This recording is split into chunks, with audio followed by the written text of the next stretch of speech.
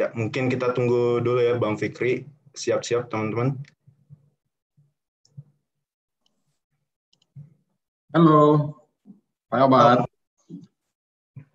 Assalamualaikum Bang Fikri. Waalaikumsalam warahmatullahi. Gimana kabar Bang? Baik? Alhamdulillah, baik-baik. Terima kasih. Gimana kalian kabarnya semua? Sehat, Alhamdulillah Bang. Sehat Bang. Alhamdulillah. Teman-teman yang lain bagaimana? Sehat Bang. Sehat, Alhamdulillah, Agun. Alhamdulillah. Bang Fikri. Sehat Baik. Bang. Baik teman-teman, sebelum mulai, saya perkenalkan terlebih dahulu. Nama saya Muhammad Agun Pratama. Saya Alhamdulillah diamanahkan sebagai Ketua Umum HMI Komisariat FAUI saat ini. Dan kebetulan pada hari ini juga akan berperan sebagai moderator.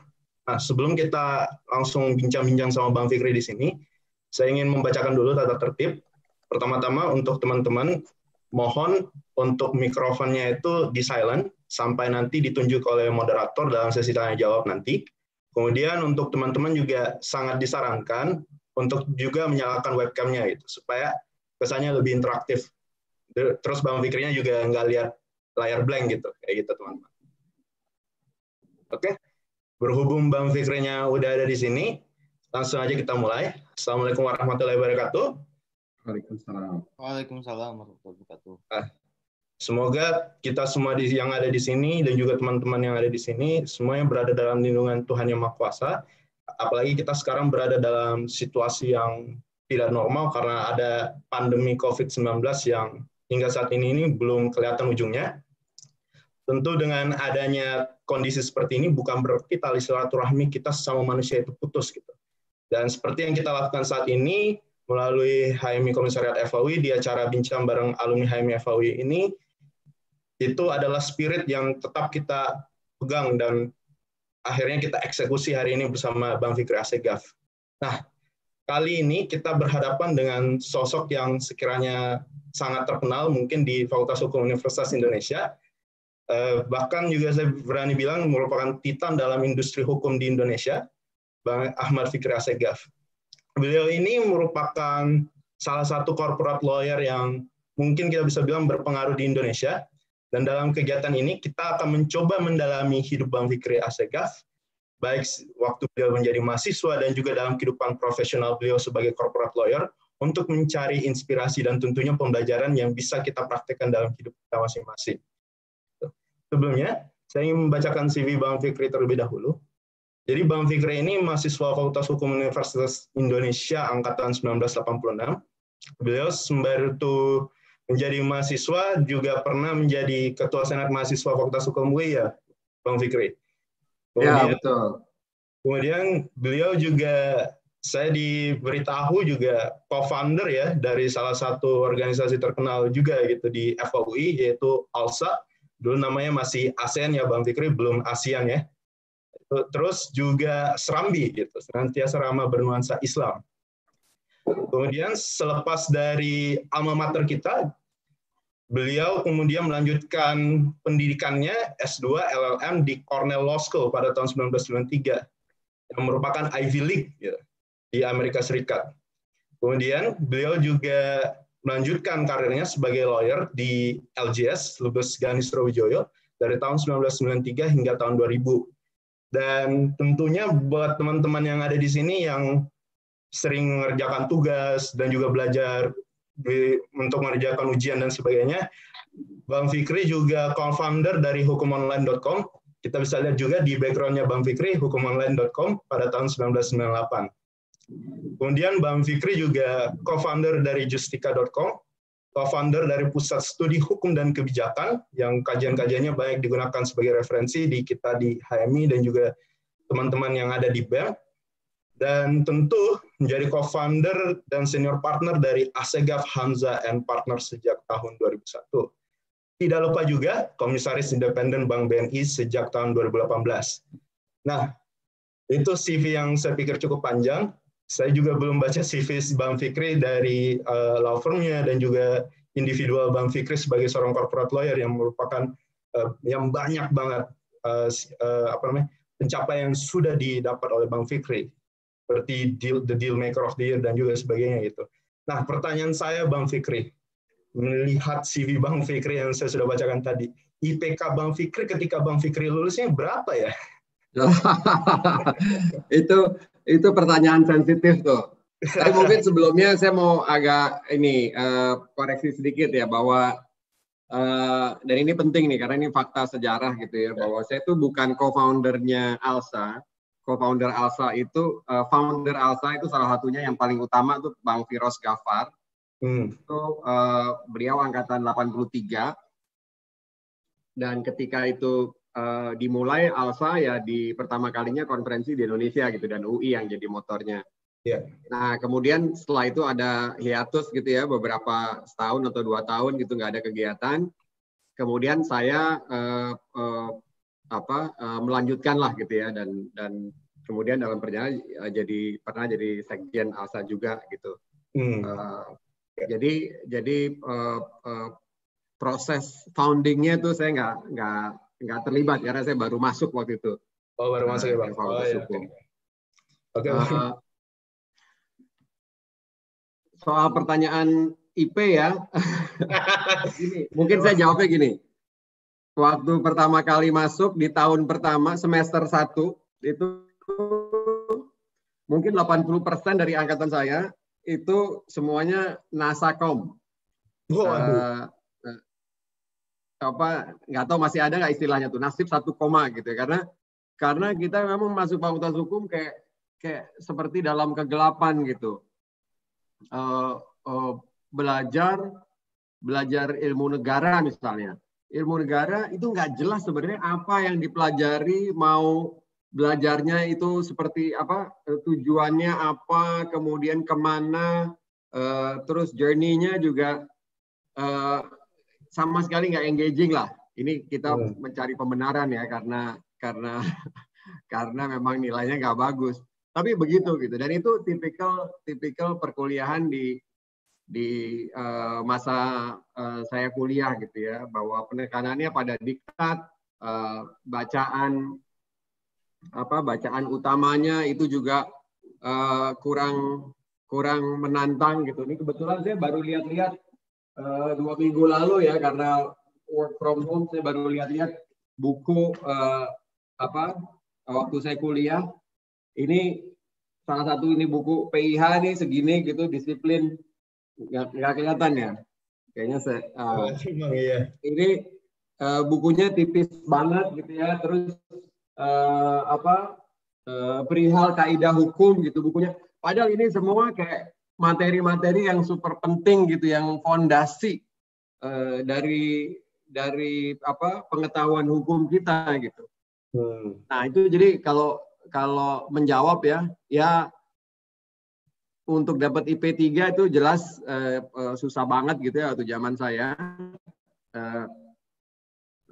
Untuk dapat 2,5 juga di atas 2,5 juga lumayan lah ya, saya di antara itulah.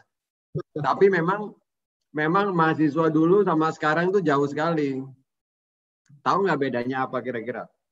Kalau dulu itu masuk Fakultas Hukum itu sarjana hukum kan SH kan. Nah, itu orang bilangnya singkatan dari susah hidup.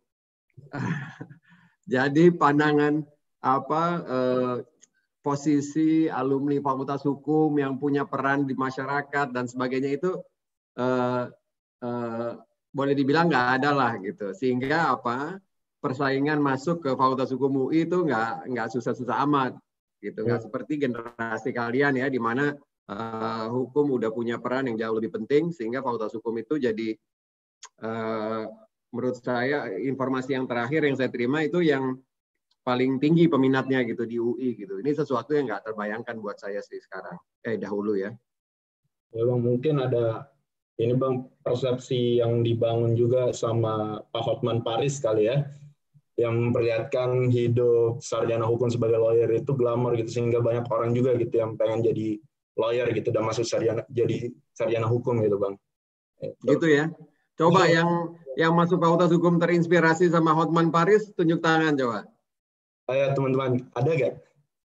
Coba raise hand di sini, bisa nggak sih? Bisa Bang.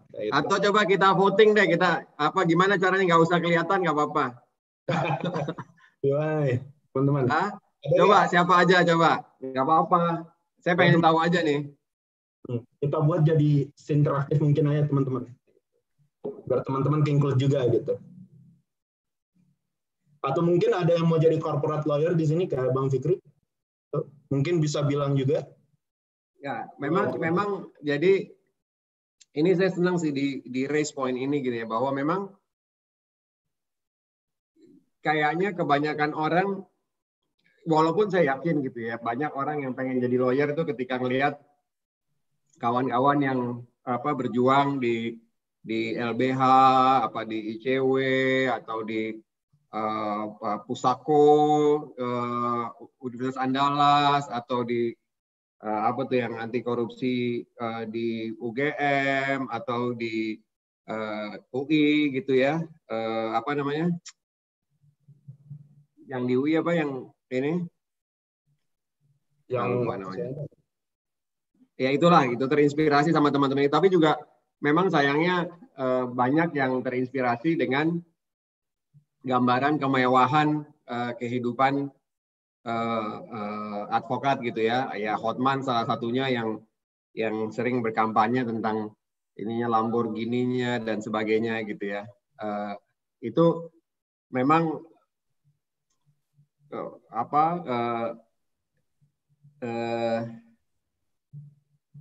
bayangan akan materi dan sebagainya bisa blinding gitu ya. Tapi saya yakin sih kalau di angkatan teman-teman semua nih pasti pandangannya udah agak beda ya, pandangan tentang hidup gitu ya. Dan itu mungkin mudah-mudahan sih saya yakin bisa jadi justru turning point buat bangsa ini gitu. Dan itu kayaknya saya pengen fokus ke diskusi dengan teman-teman tuh soal itu gitu ya, bahwa apa sih sebenarnya tujuan teman-teman ini semua masuk ke Fakultas Hukum, kemudian tujuannya belajar, kemudian nanti lulus mau seperti apa gitu.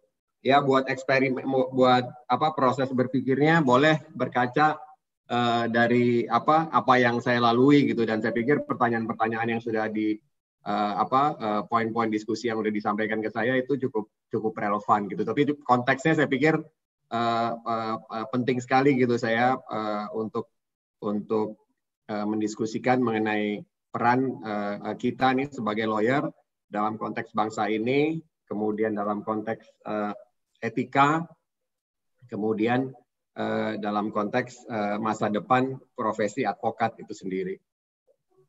Terima kasih Bang Fikri.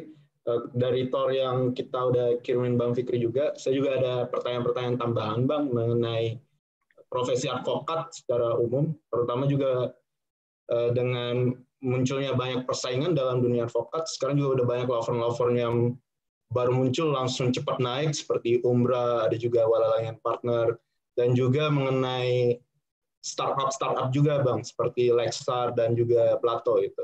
Tapi sebelum kita masuk ke sana, teman-teman, lebih enak kita melakukan diskusi ini itu secara kronologis gitu. Kita bahas pengalaman Bang Fikri, persepsi Bang Fikri sebagai mahasiswa Fakultas Hukum, tujuan kita belajar sebagai mahasiswa Fakultas Hukum, dan juga goal kita nanti ke depannya itu seperti apa dalam membangun bangsa ini. Nah, ketika di kampus, Bang Fikri ini selain belajar sebagai mahasiswa, kegiatannya itu apa aja ya? Ya, mungkin ini penting untuk dilihat konteks masa lalu gitu ya. Saya kuliah kan nggak beda jauh kan sama kalian kan angkatannya kan. Cuman beda berapa tahun tuh? 30 tahun barangkali ya. Nah, itu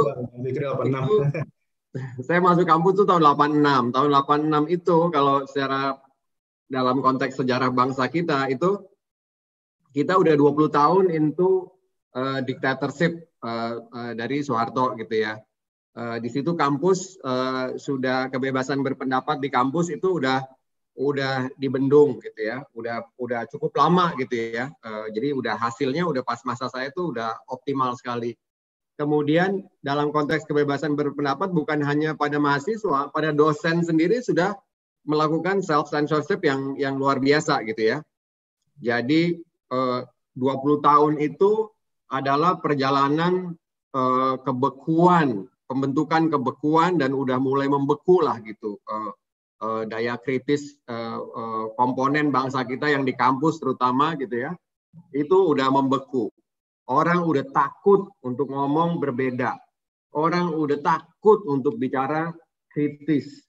Nggak ada tuh diskusi di kuliah HTN tentang kekuasaan presiden misalnya. Itu bisik-bisik diskusi itu.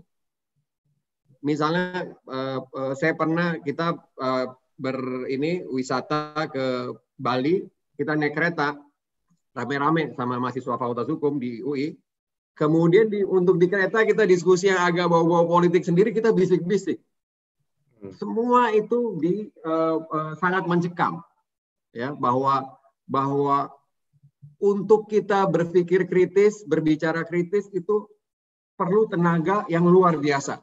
Kalau seperti sekarang kan orang kan dengan modal jempol aja bisa gampang kan berbicara kritis kan di Twitter, di Instagram, di media sosial yang lain. Tapi kalau dulu 1000 kali orang mau ngomong di bus aja itu takut ada intel di situ. Ini kita HMI membuat LK, itu pernah ada satu kejadian di mana kita ngundang 2 pembicara tapi yang datang 3. Dan yang tambahannya itu duduk di meja pembicara tapi nggak bicara apa-apa. Ngawasin ya Bang ya. Semua berpikir kan itu pasti temennya pembicara yang lain kan. Dan si pembicara yang lain pikirnya ini pembicara yang diundang sama kita mahasiswa gitu. Sampai akhirnya kita bertanya, orang itu udah pulang, kita tanya ke 2 pembicara yang lain. Itu tadi temennya abang? Oh, bukan, saya pikir diundang juga. Saya tanya yang satu lagi, bukan juga. Jadi itu ya ternyata siapa lagi gitu kalau bukan itu dari intelijen gitu ya. Yang sampai LK aja masih LK namanya, dulu LDK sih namanya. Itu di mata-matai gitu. Begitu mencekamnya kondisinya. Nah, itu saya masuk ke Fakultas Hukum itu dalam suasana seperti itu. Nah, sedikit konteks juga bahwa saya SMA di Jakarta di Al-Azhar, kemudian ya waktu SMA ya biasa lah main basket apa dan sebagainya gitu ya. Nah, ketika saya mau masuk Fakultas Hukum, saya memang udah bikin resolusi lah untuk menempuh satu perjalanan baru gitu ya, sebagai manusia gitu, memulai proses belajar saya sebagai mahasiswa dengan jauh lebih baik. Nah, itu konteksnya. Dalam suasana seperti itu di kampus untuk belajar gitu, karena belajar hukum tapi minus suasana kritis, itu kan jadi kering sekali kan. Kita dituntut akhirnya menjadi bersikap yang sangat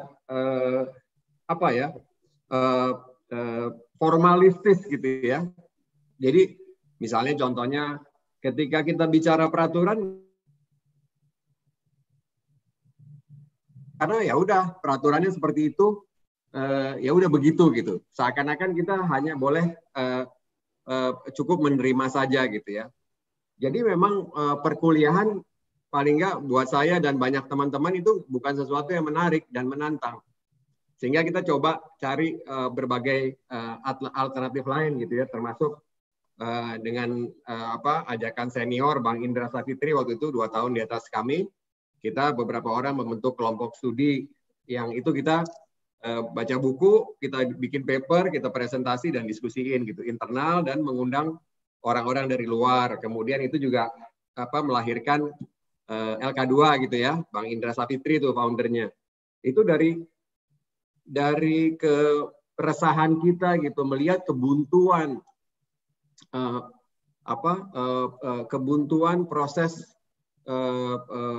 diskusi, proses kritis, proses intelektual gitu ya di kampus itu hasilnya seperti itu.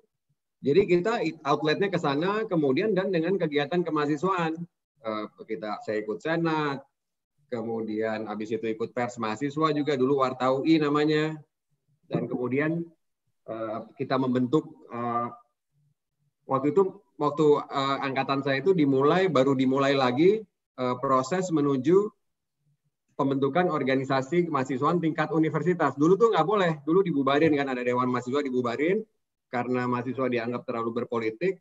Kemudian itu dimulai lagi pada saat itu karena kita udah mulai keresahan-keresahan melihat rezim yang sangat otoritarian gitu ya. Itu mulai kita berkumpul, kita bikin badan koordinasi Senat mahasiswa dan BPM di seluruh UI. Nah, itu mulai kita bikin selebaran namanya Suara Mahasiswa yang sampai sekarang itu jadi majalah media kampus gitu ya. Nah, itu yang edisi pertamanya Suara Mahasiswa itu yang bikin karikaturnya di situ Bang Eep Saifullah. Itu dia yang bikin karikaturnya, saya masih ingat sekali itu ya. Itu masih benar-benar fotokopian gitu. Jadi memang baru kegiatan kemahasiswaan itu jadi bagian dari proses pencarian kita lah gitu ya. Itu sih ketika di kampus ya kita mungkin boleh dibilang lebih banyak waktu yang dihabiskan untuk kegiatan-kegiatan sebagai tambahan dari proses belajar mengajar gitu, belajar di kampus yang formal gitu ya. Jadi bisa dibilang sih banyak angkatan saya itu, generasi saya belajar dari proses yang di luar proses formalnya gitu. Ya dari kegiatan, ya dari diskusi, macam-macam gitu ya. Dan akhirnya ini banyak mendirikan Bang organisasi-organisasi yang sekarang ini bahkan angkatan saya 2016 sampai juga angkatan yang paling junior di sini 2019 banyak ikuti juga Bang. Seperti LK2, Suara Mahasiswa dan juga sebagainya itu Bang. Jadi ya, kayaknya memang itu merupakan satu kalau kita lihat sejarah kan kegiatan mahasiswa dibungkam, kemudian lama terbungkam gitu ya. Mungkin tahun 75 itu malari gitu ya, itu salah satu bagian penting gitu ya, di mana mahasiswa itu semakin dilarang berkegiatan gitu yang berbau politik. Kemudian ketika angkatan saya itu memang mulai sekuat-kuatnya kita menutup api gitu yang membara gitu ya, itu pasti ada saatnya di mana percikan api itu membakar kain yang menutup itu gitu ya, atau tangan yang menutup itu, dan itu mulai bolong gitu ya. Dan di situ geloranya luar biasa, semangatnya untuk melakukan kegiatan, untuk memperbaiki diri, untuk memperbaiki bangsa itu luar biasa. Mulai ada demonstrasi, misalnya ada orang yang digusur berkali-kali rumahnya, namanya Henry M. Ali. Itu dia pernah di rumahnya di Tebet kalau nggak salah, digusur. Pindah lagi kemana, udah cek ke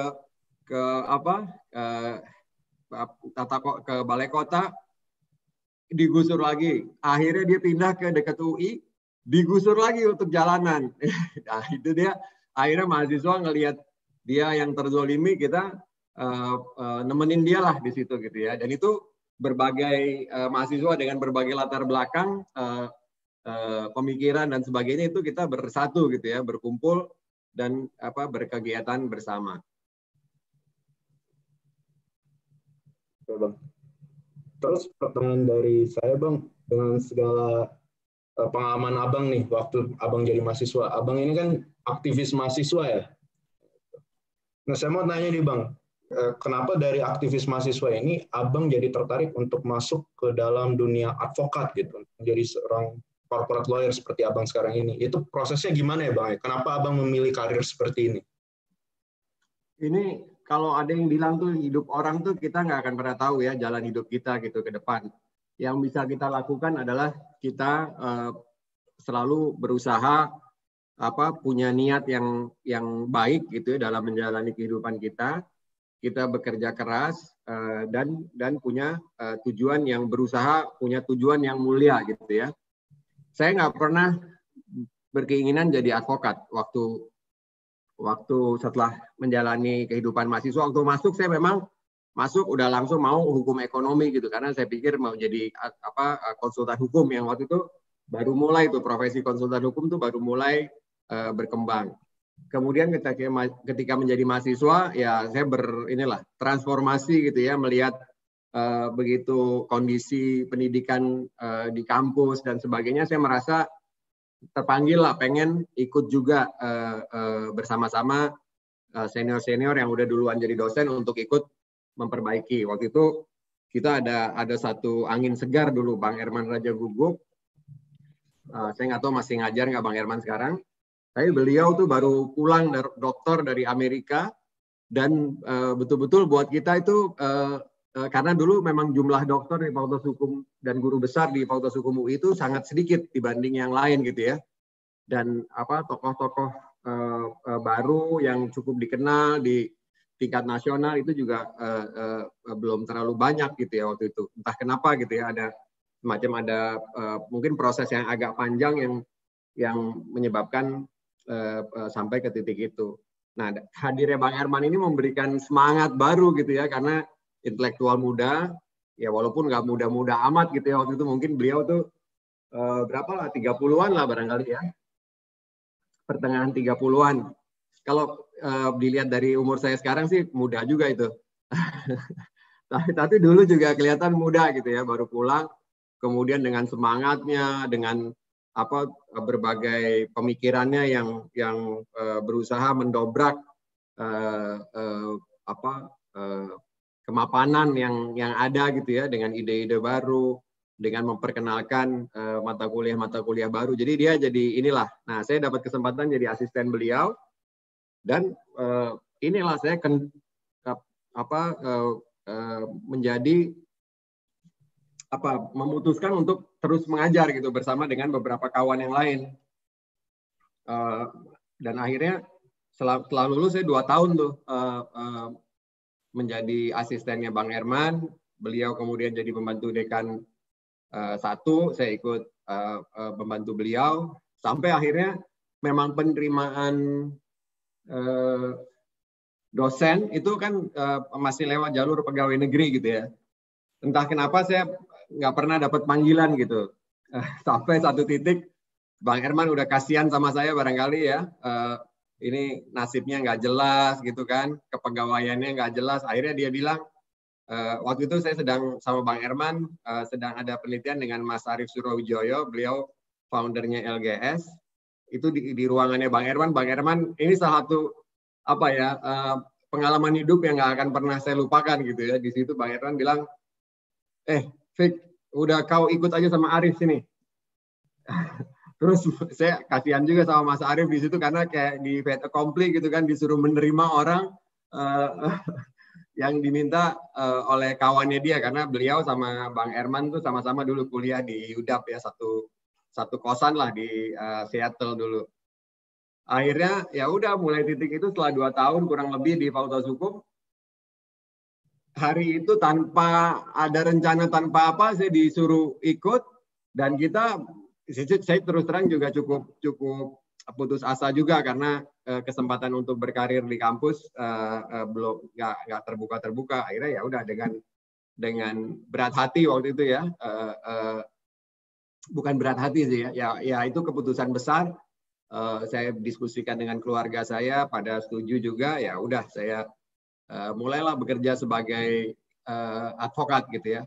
Padahal sebelumnya saya nggak pernah, nggak mau, maksudnya secara eksplisit saya udah memutuskan nggak mau jadi advokat, karena menurut saya pada saat itu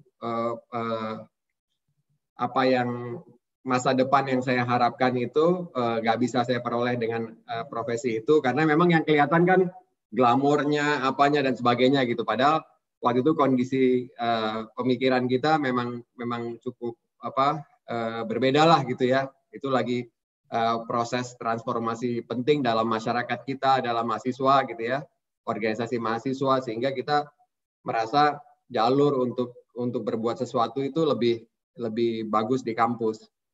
Tapi melihat figur Mas Arief Surowijoyo gitu, yang juga karena kita penelitian bareng berapa lama, kita lihat profil advokat yang berbeda gitu. Akhirnya itu juga yang meyakinkan saya gitu untuk masuk. Gitu. Tapi seiring berjalannya waktu, nanti Abang sama Bang Arif ini bersama juga Bang Chandra, Bang Hamid Khalid juga ya Bang ya, nanti mendirikan ini ya Bang, Sekolah Tinggi Hukum Jentera ya. Betul, betul. Jadi memang itu namanya tadi saya bilang perjalanan hidup ya. Akhirnya ya semua, dulu saya sama Bang Chandra, Bang Hamid itu satu kos lah dulu, dari mulai di Rawamangun dulu waktu tahun pertama, kemudian pindah ke Depok, kita satu kos, tapi ya terus kita dengan kapasitas masing-masing kita sama-sama berusaha berbuat kebaikan semampu kita. Di LGS sendiri saya kerja di bawahnya Mas Arif gitu ya, beliau partner, co-founder juga. Dan ini mungkin buat teman-teman juga, apapun profesi kita gitu, menurut saya penting sekali bahwa kita mendapatkan mentor yang baik gitu. Saya nggak habis-habisnya ngomong seperti ini karena saya melihat keberuntungan saya sangat beruntung karena saya bisa dapat mentor yang baik, yang mengajarkan saya bagaimana menjalankan profesi advokat itu dengan penuh integritas gitu ya. Saya punya bos yang nggak nyuruh saya nyogok gitu misalnya. Coba bayangkan kalau saya tahun pertama masuk kemudian disuruh nyogok gitu ya. Apa itu nyogok hakim, apa itu nyogok siapapun lah gitu ya.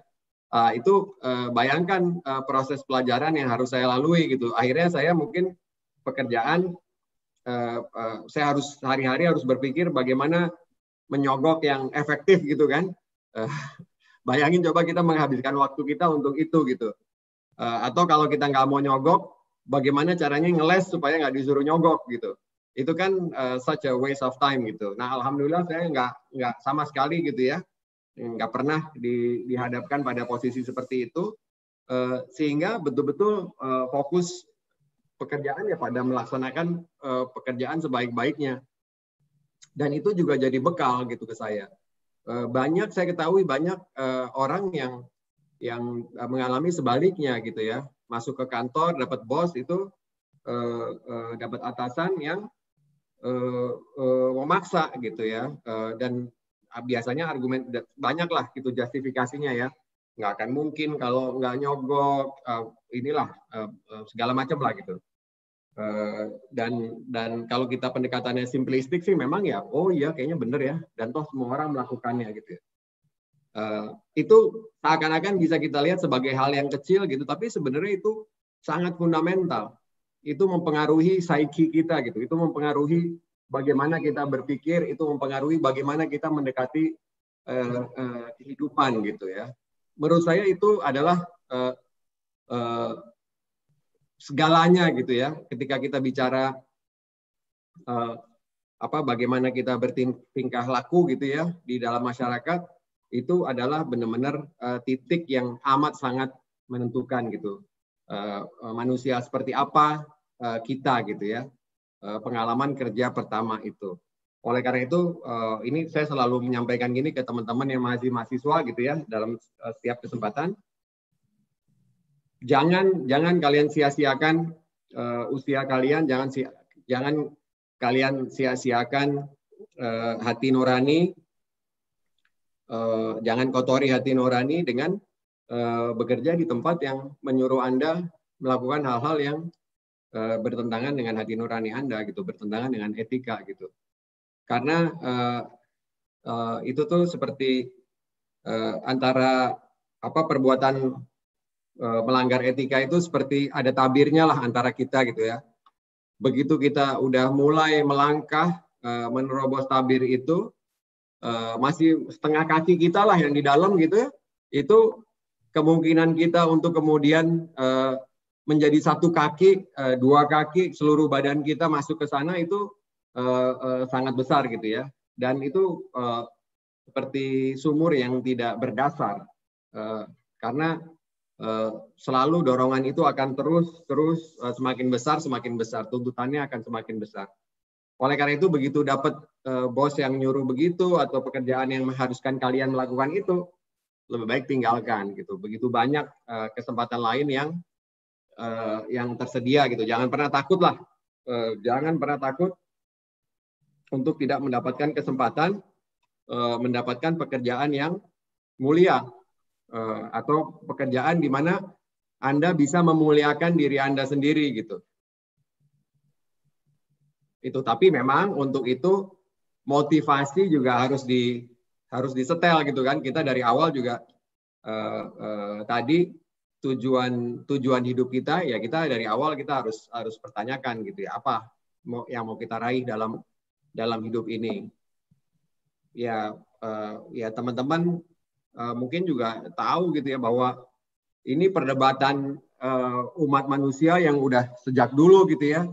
Mungkin ini yang terekam gitu dari mulai masa Yunani kuno gitu ya, di mana Sokrates gitu ya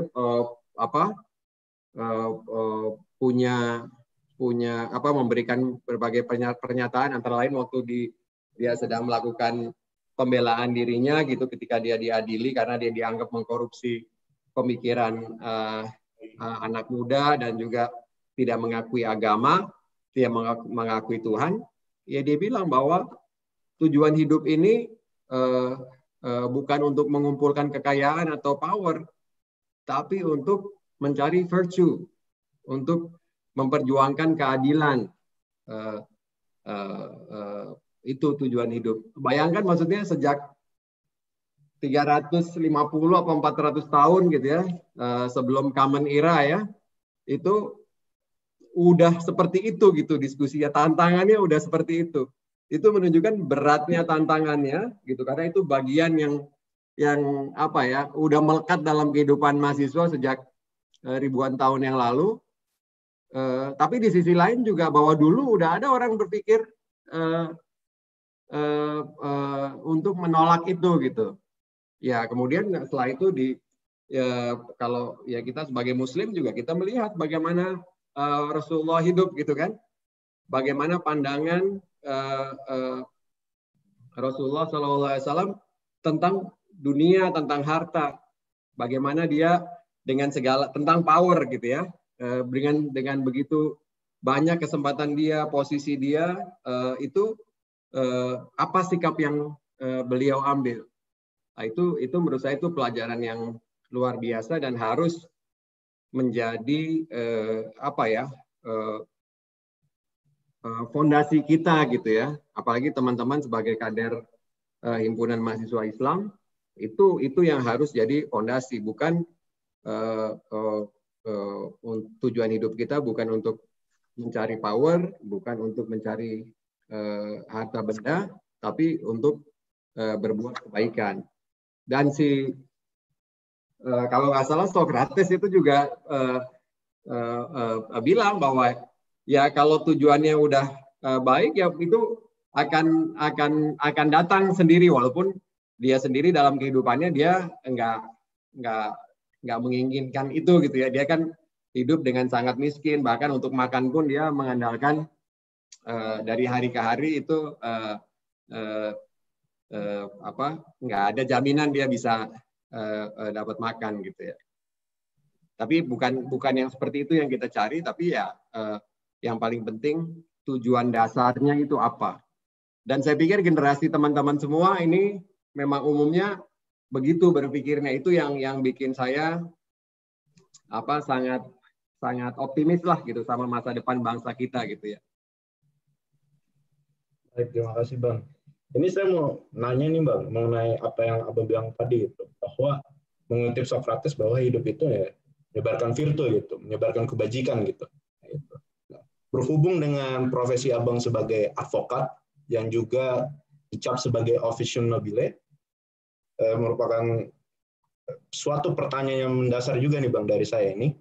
Kalau misalnya kita jadi advokat ini, bagaimana sih kita bisa berkontribusi kepada pembangunan hukum di Indonesia? Ya, ini menarik banget ya pertanyaannya, dan terus terang saya juga dan kawan-kawan itu banyak sekali memikirkan gitu ya untuk itu gitu ya. Ya maksudnya dari ketika kita mahasiswa gitu kita berusaha dengan ikut aktif di LK2 misalnya, itu kan kita mendorong diskurs dalam bidang hukum gitu ya, yang memang waktu itu kita anggap sangat cukup beku lah gitu ya. Jadi perlu dicairkan dulu.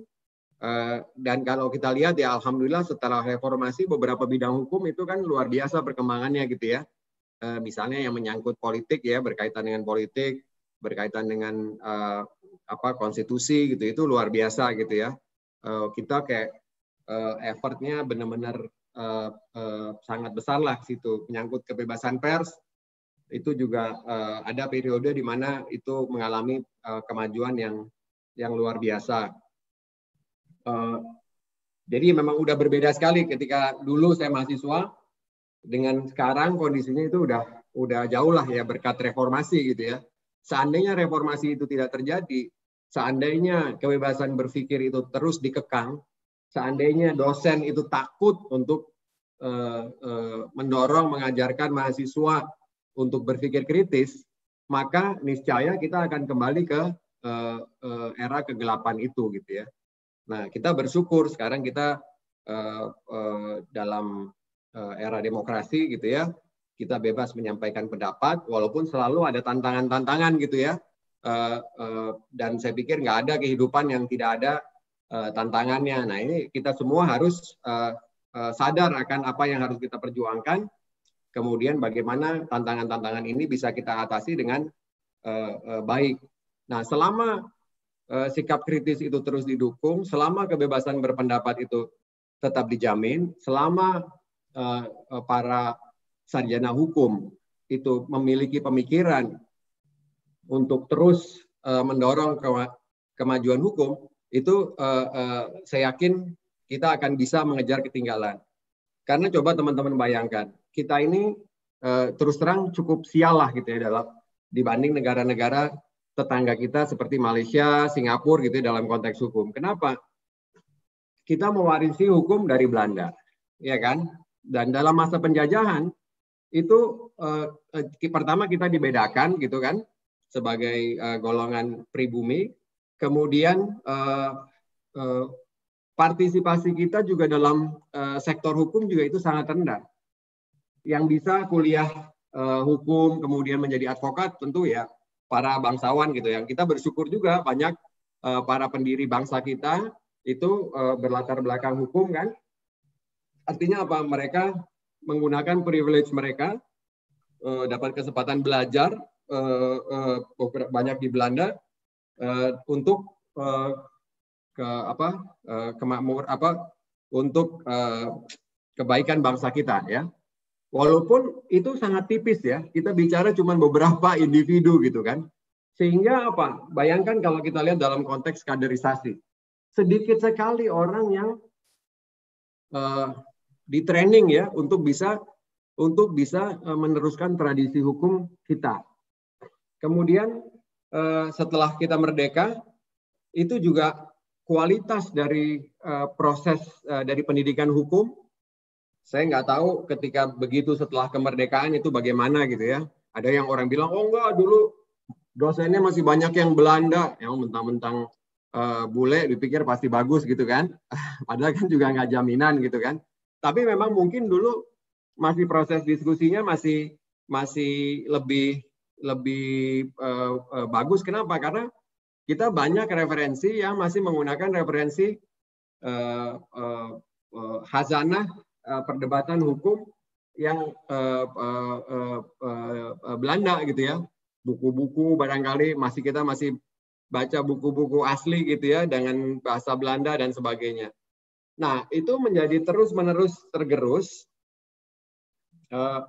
Di angkatan saya itu udah, mungkin bukan di angkatan saya aja, mulai angkatan even 70-an pun, itu yang bisa bahasa Belanda dengan baik, itu sedikit sekali gitu ya. Sehingga akses kepada bahan-bahan bacaan, karena kita masih berkiblat pada Belanda kan, itu juga sedikit sekali. Bahasa Inggris juga, kemampuan bahasa Inggris sedikit sekali. Sehingga akses ke dalam buku-buku hukum, referensi hukum bahasa Inggris itu sangat sedikit. Yang kita baca diktat dan buku yang tipis ini gitu kan. Yang ini merupakan mungkin boleh dibilang summary. Ketika misalnya contohnya lah membaca pemikirannya Hans Kelsen gitu. Ya kita baca ya kutipan-kutipan aja gitu.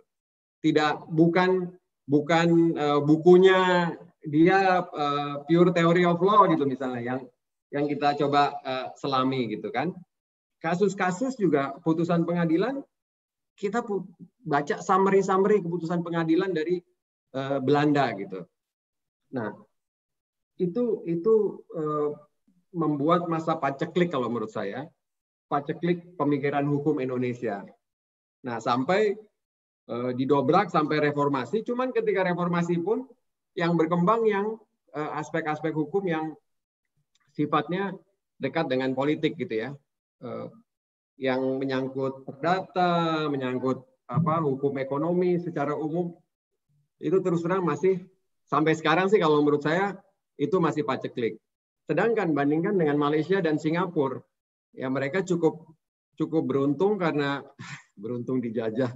Itu sebenarnya sulit untuk diterima ya. Kita masih bilang beruntung dijajah Inggris bukan Belanda gitu ya. Padahal nggak ada untungnya sama sekali kita dijajah baik Inggris maupun Belanda. Tapi oke lah kita pakai bahasa itu ya. Dijajah Inggris dan tetap mereka menjalankan tradisi hukum Inggris dan bahasa Inggris di sana dikuasai kan. Sehingga bayangkan tradisi hukum mereka itu sejak dulu sampai sekarang tidak terputus mengikuti common law. Dan ini coba deh kalian bayangin. Kalau satu lahan kita nih, hukum Indonesia yang tadinya ngikutin Belanda, mungkin di Belanda ya negara kecil seperti itu ya lumayan lah gitu ya. Itu berkembang gitu kan. Terus kita merdeka, lahan ini udah nggak kita pacul lagi, nggak kita kasih pupuk bertahun-tahun, ya kan? Setelah kita merdeka nggak pernah dipupuk, mungkin dipacul sedikit satu bagian aja dan sebagainya. Sampai sekarang, bandingkan dengan common law, yang itu bukan saja terus berkembang di Inggris, kemudian juga dibawa ke Amerika, berkembang di Amerika, mereka Singapura, Malaysia mengikuti itu dengan scholarship yang luar biasa gitu ya, diskusi mengenai hukumnya, mengenai filsafatnya, mengenai jurisprudence gitu ya, itu luar biasa gitu ya. The body of knowledge-nya itu betul-betul nggak bisa kita bandingkan dengan kita. Nah, mereka dapat benefit dari itu. Tapi itu ada yang bilang, oh iya, tapi dia menundukkan diri sama common law. Kalau menurut saya, lebih mending kita ngikutin satu sistem yang memang dirawat terus gitu sampai sekarang, ketimbang seperti kita gitu. Kita punya lahan sama sekali nggak dirawat gitu. Tapi ya udah kita we are where we are right now gitu kan. Nggak ada yang bisa kita lakukan untuk mengubah masa lalu. Tapi yang teman-teman bisa lakukan untuk ke depan, sadarlah gitu bahwa yang kita wariskan ke Anda itu adalah lahan kering. Yang paling nggak generasi saya sudah berusaha lah untuk semampu kita ya, untuk macul, untuk kasih pupuk dan sebagainya. Tapi kita juga ketika mewarisi itu jauh lebih kering gitu. Nah,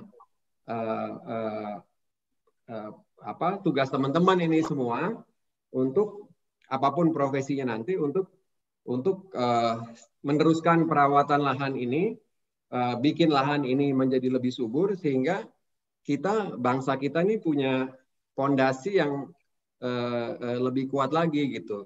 Masyarakat kita punya panduan yang lebih bagus, punya hukum yang lebih hidup gitu, punya hukum yang lebih dekat dengan tujuan kita dalam bermasyarakat, punya hukum yang responsif, yang tahu apa sih sebenarnya yang dibutuhkan masyarakat, gitu. Punya hukum yang bisa jadi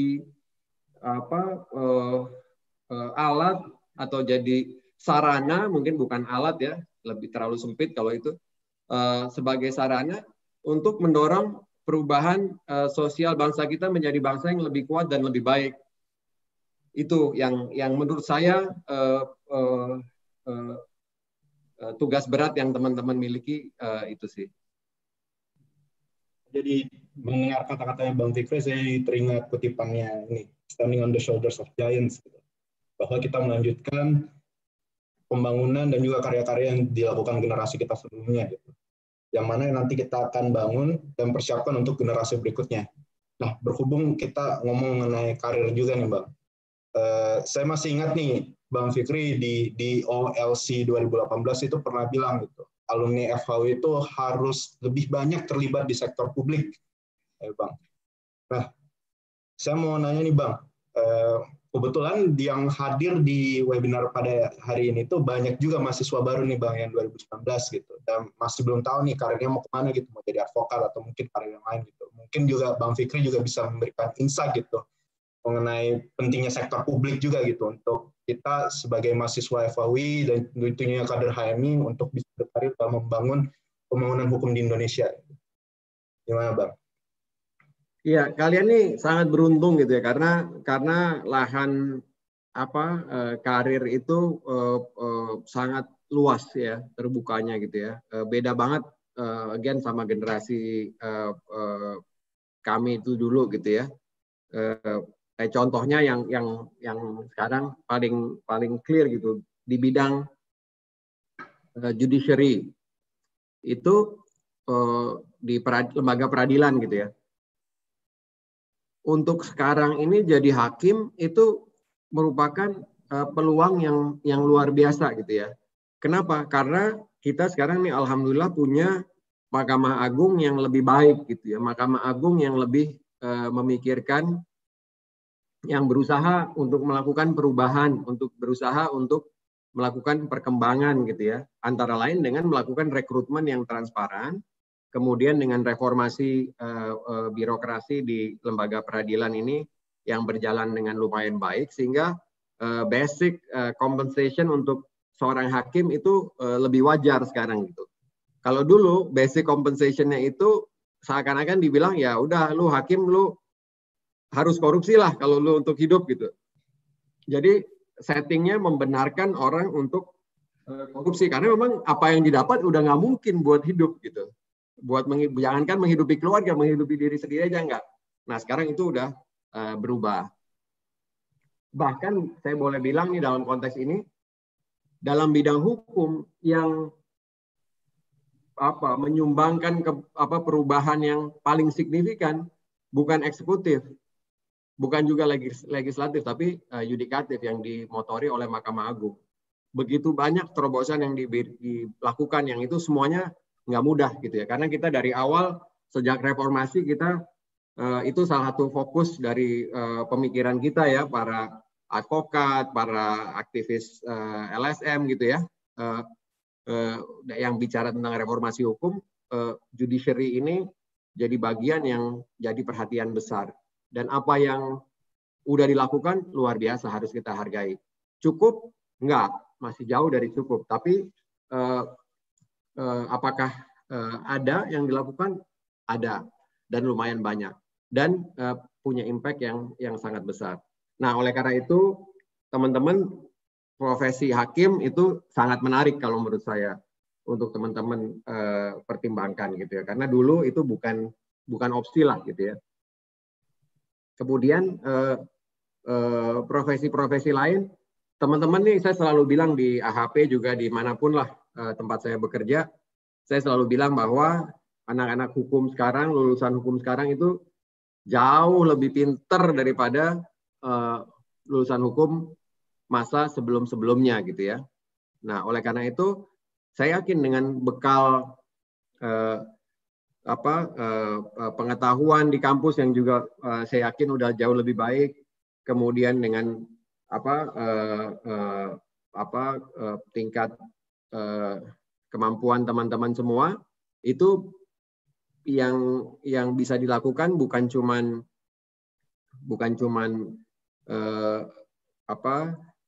bekerja di satu tempat, tapi juga bisa juga memulai satu bidang baru gitu ya, memulai satu pekerjaan baru, apakah itu yang berhubungan dengan teknologi dan hukum, apakah itu berhubungan dengan yang lain, itu terbuka luas gitu ya. Dan sarana prasarana sekarang ini luar biasa gitu. Dulu itu nggak mungkin kita berpikir untuk bikin satu usaha atau kegiatan yang dimulai dari kecil gitu ya, karena resources itu sangat mahal. Tapi sekarang semuanya bisa kita lakukan dari rumah gitu ya. Ya sekarang ini teman-teman juga mungkin pada di rumah semua kan, kita video call seperti ini. Ini sesuatu yang nggak mungkin lah dilakukan dulu, sama sekali nggak terbayangkan gitu. Jadi udah, you guys are living in a very very different era yang itu mempresent berbagai macam kemungkinan. Kemudian untuk di pemerintahan juga sangat butuh teman-teman gitu ya. Di lembaga penegak hukum yang lain, misalnya jaksa, kepolisian, itu juga membutuhkan, walaupun itu butuh perjuangan yang lebih berat gitu ya. Saya terus terang belum tahu gitu apakah di tempat-tempat itu sekondusif di misalnya di judiciary sekarang gitu ya, di peradilan gitu ya. Tapi ya kalau teman-teman, saya pikir perlulah pejuang-pejuang gitu yang mau masuk ke sana gitu untuk ikut bersama-sama mereform lembaga penegakan hukum tersebut. Baik, Bang Fikri. Sekarang saya mau nanya-nanya nih Bang tentang law firm di Indonesia itu. Tahun 2015, Bang Fikri pernah menulis di jurnal Himpunan Konsultan Pasar Modal, besar itu perlu perkembangan kantor advokat di Indonesia dan tantangannya. Yang mana Abang itu membagi jadi 4 era ya, kantor advokat di Indonesia, 1960-an, 1970-an, 80-an, dan 90-an gitu. Nah, sekarang yang saya ingin tanyakan Bang, tantangan mengenai kantor advokat di Indonesia saat ini Bang, dengan munculnya artificial intelligence dan sebagainya, bahkan banyak juga sarjana-sarjana hukum yang ada di luar negeri. Contohnya itu salah satunya ada yang namanya Richard Susskind, dia pernah nulis buku The End of Lawyer gitu, bahwa lawyer itu besar kemungkinan bisa digantikan dengan artificial intelligence, Bu. Apalagi yang berhubungan dengan dunia corporate lawyer gitu. Dan kita juga bisa melihat gitu di Indonesia sudah banyak juga startup yang sebagaimana sudah saya katakan tadi di awal, kayak Lexar dan sebagainya, itu kita mau daftar merek, juga daftarin perusahaan, udah bisa gitu mereka gitu. Nah, yang saya ingin tanyakan itu, bagaimana Abang, persepsi Abang sebagai advokat saat ini yang juga menjadi senior partner dan co-founder dari salah satu kantor hukum yang terbesar di Indonesia, AHP, melihat tantangan seperti ini, Bang. Dan bagaimana juga nih advokat di masa depan itu bisa tetap ada gitu. Gimana Bang?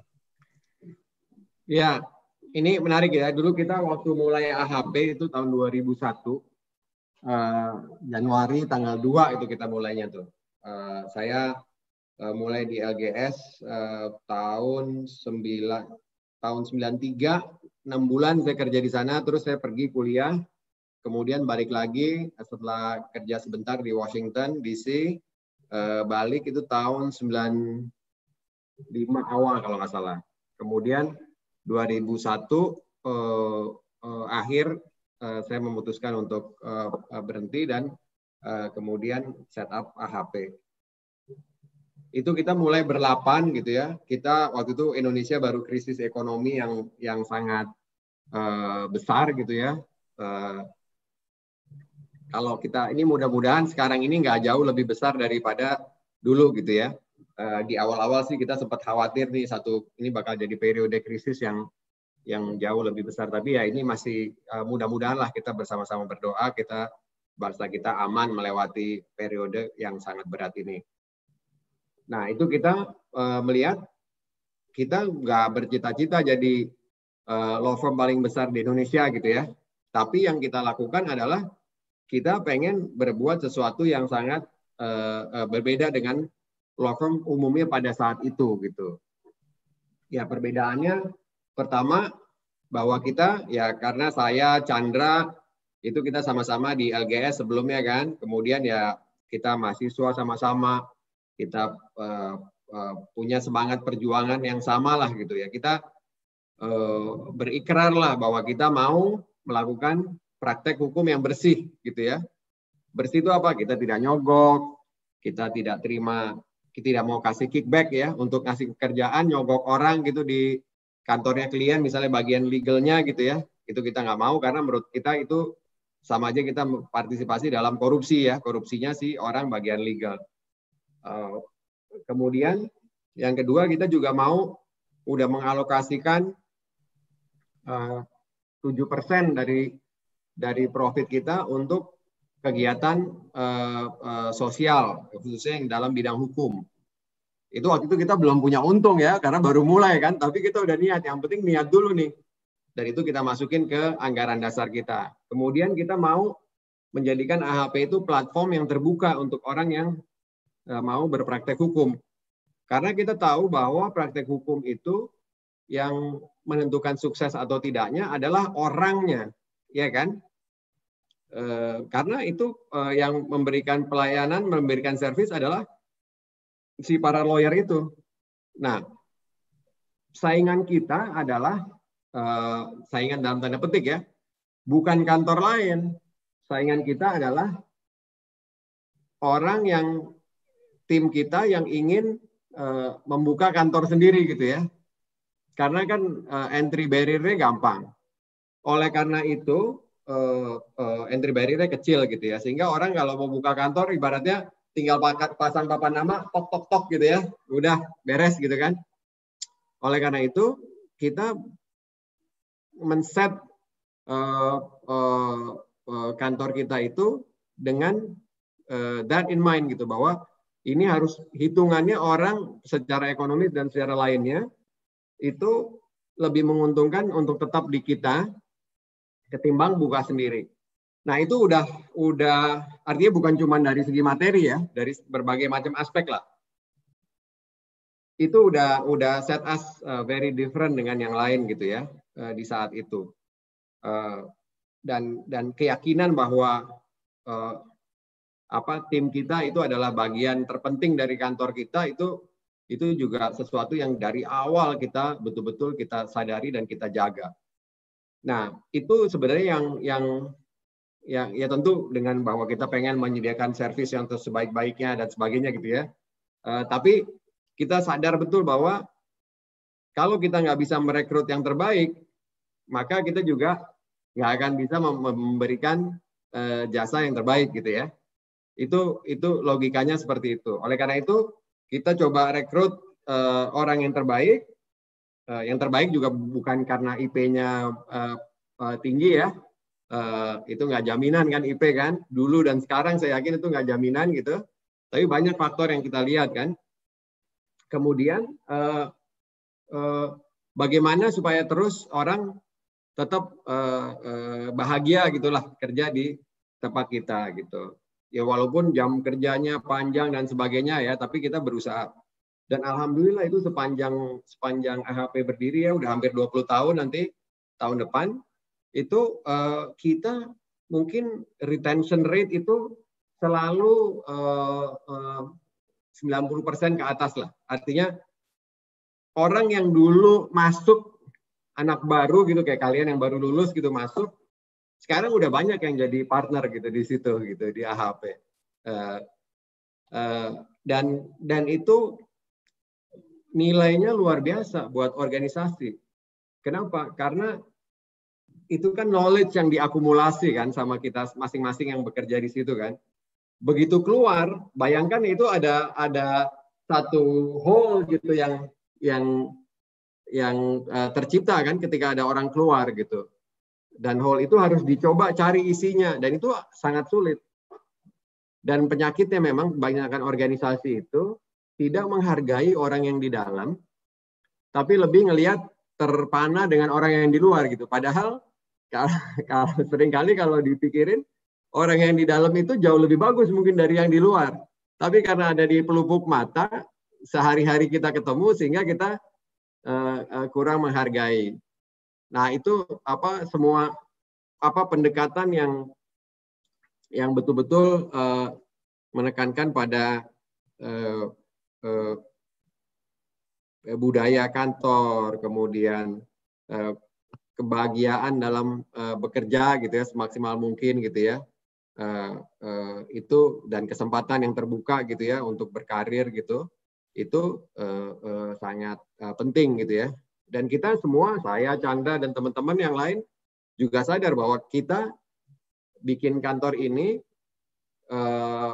itu dan fungsi kita adalah sebagai guardian dari the next generation gitu.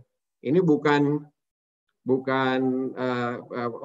lembaga profesi seperti ini, bukan seperti perusahaan, bukan seperti Apple, bukan seperti Amazon gitu yang didirikan, pegang saham dan kemudian diwariskan gitu. Tapi kita mengembangkan ini supaya ini bisa diisi oleh next generation of lawyers gitu yang ingin mengabdikan dirinya berprofesi di bidang sebagai advokat gitu ya, dan ikut partisipasi dalam membangun hukum Indonesia. Itu sebenarnya yang jadi misi kita ya. Alhamdulillah perjalanan itu, perjuangan itu membawa kita jadi law firm yang terbesar gitu, dan insya Allah salah satu yang terbaik. Itu ya kita syukuri gitu ya. Tapi itu nggak pernah jadi tujuan utama kita, nggak pernah. Saya pernah nanya ke Bang Naldi sama Bang Alan nih Bang. Buat teman-teman yang nggak tahu, Bang Naldi sama Bang Alan itu partner juga di AHP, juniornya Bang Fikri. Mereka bilang kesuksesan dari AHP itu ada di value-nya gitu, di nilai mereka gitu. Bang Naldi ngutipnya bukti, Bang. Dia bilangnya bukti gitu. Mungkin Bang Fikri bisa kasih tahu nih ke teman-teman yang ada di sini itu. Apa sih nilai dari AHP gitu? Karena AHP ini dengan nilainya ini berdiri tahun 2001 bisa langsung juga gitu. Akselerasi pertumbuhannya itu cepat banget gitu. Bahkan sekarang ini lebih gede daripada SSCK yang berdiri 1992 dan juga ABNR yang berdiri 1967 gitu. Mungkin Bang Fikri bisa share gitu pentingnya value ini gitu dalam membuat law firm AHP ini dan juga lawyer-lawyer di dalamnya itu bisa menjadi seperti yang saat ini. Ya, itu yang pertama tadi yang sudah saya sampaikan itu integritas ya, bahwa kita di sini sama-sama ngajak orang untuk kita berbuat baik lewat profesi kita gitu ya.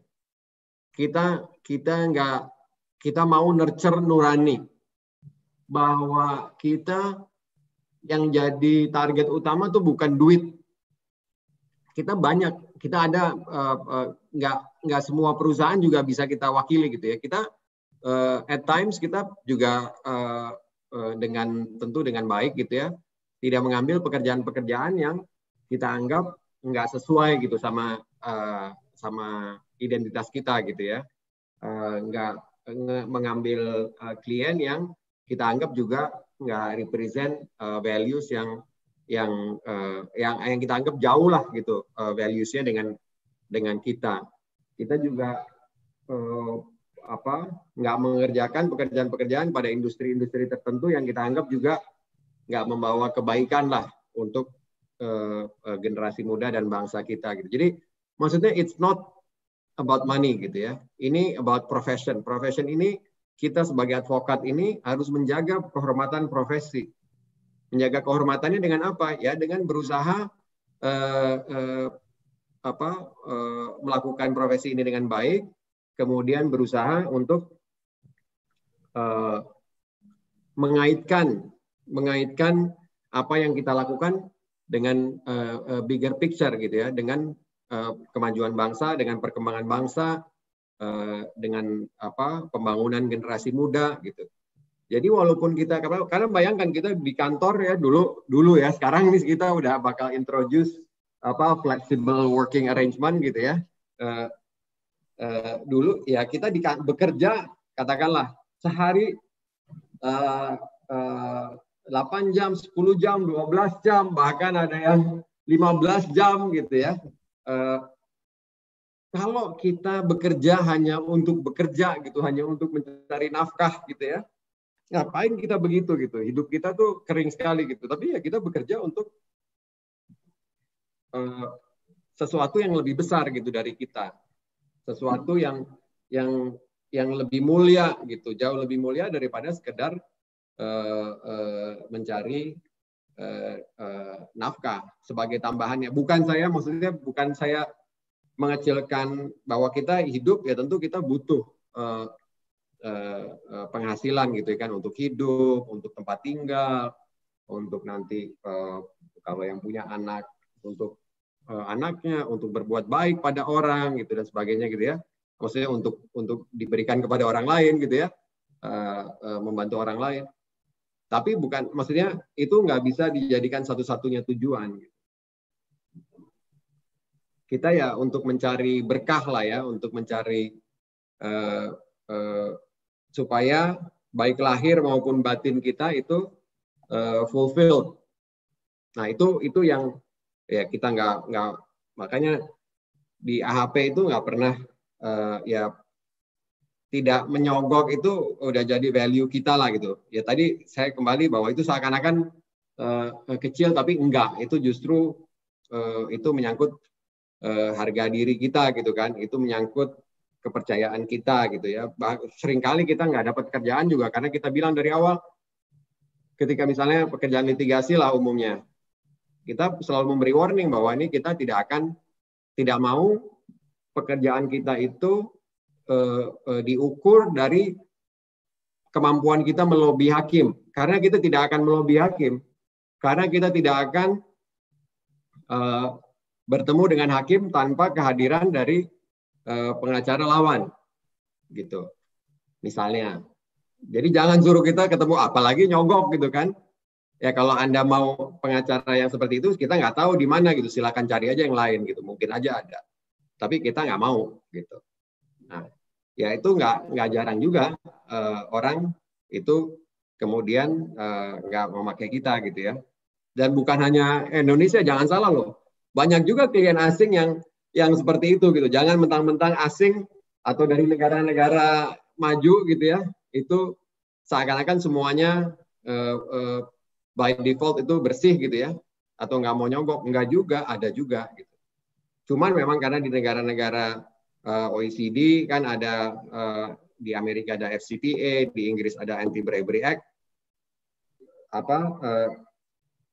ruang geraknya jadi sangat terbatas gitu, sehingga memang cenderung lebih menghargai lah upaya. Jadi justru itu menjadi selling point yang kita nggak itu bukan dengan direncanakan gitu, tapi akhirnya jadi karena kita udah dikenal AHP itu nggak mau yang seperti itu, akhirnya orang yang memang tidak mau seperti itu memakai kita salah satunya gitu. Kemudian ya kita mengutamakan orang-orang kita gitu ya. Tim kita itu jadi bagian yang terpenting. Itu begitu sentralnya gitu, sehingga waktu yang kita habiskan untuk membahas how can we make AHP a better place to work itu amat dominan gitu dalam setiap diskusi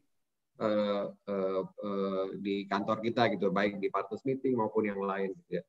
Kita nggak pernah merasa bahwa ada misalnya kantor-kantor yang bilang, ini orang udah gua gaji, udah gajinya gede, cerewet amat sih.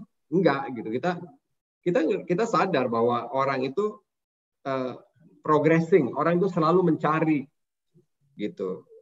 Oleh karena itu kita mau mencari bersama-sama sama tim kita untuk melakukan pencarian itu gitu. Orang selalu pengen lebih baik lagi gitu kan.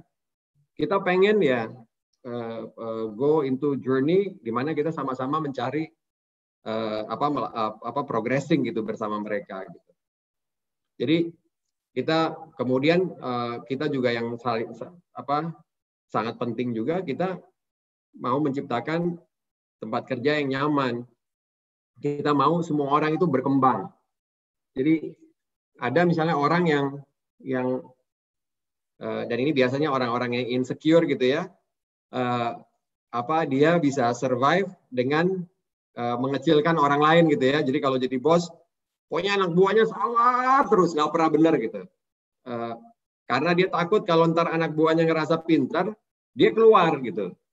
Nah kita balik justru gitu, karena dari awal tadi saya bilang kan, bahwa kita nggak pernah takut tim kita mau keluar, karena begitu kita mikir, wah ini entah juga orang-orang pada keluar, kita kagak mau ngasih training, kita nggak mau, semangat kita untuk ngajarin jadi rendah, semangat kita untuk invest untuk kemajuan orang-orang itu jadi rendah, kita nggak mau mendorong tim kita untuk tampil gitu kan, karena begitu dia kelihatan, wah udah nanti pada keluar nih gitu.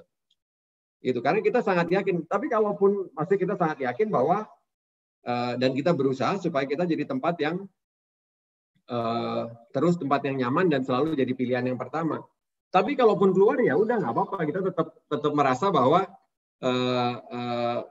pengalaman di AHP itu mudah-mudahan bermanfaat dan hubungan juga nggak akan putus gitu ketika keluar. Ya, and it's not the end of the story gitu. Nah, banyak orang menganggap itu ya hubungan kerja itu seperti hubungan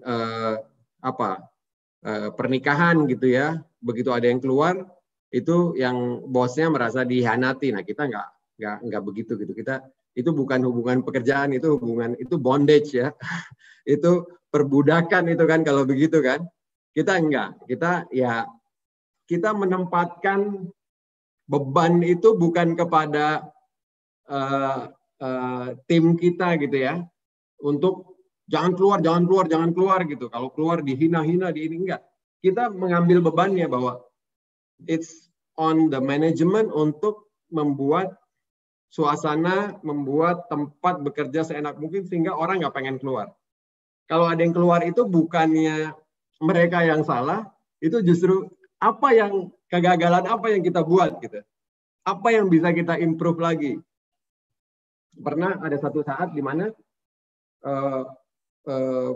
kita harus mereview ulang total semua salary structure di AHP. Kenapa? Karena ada satu orang yang bagus, kemudian ditawarin bekerja di tempat lain, terus kita jadi sadar, mungkin nih dia ditawarin segini karena kita nggak kompetitif. Akhirnya kita diskusi panjang lebar, akhirnya yang bersangkutan tetap sama kita, karena itu kita bukan cuma dia yang kita perbaiki salary-nya, tapi the whole firm gitu ya. Karena kita anggap wah ini kayaknya kita udah agak-agak out of touch gitu ya. Jadi maksud saya yang poinnya bukan soal salary-nya dan sebagainya, tapi poinnya adalah kita ngelihat beban itu ada di kita, di manajemen kantor untuk membuat kantor lebih baik. Kita nggak pernah menyalahkan orang yang keluar, kita nggak pernah dalam bekerja juga kita selalu berusaha menjaga dan semua partner di AHP, dan ini nilai yang kita mau terus lestarikan gitu ya, bahwa orang nyaman,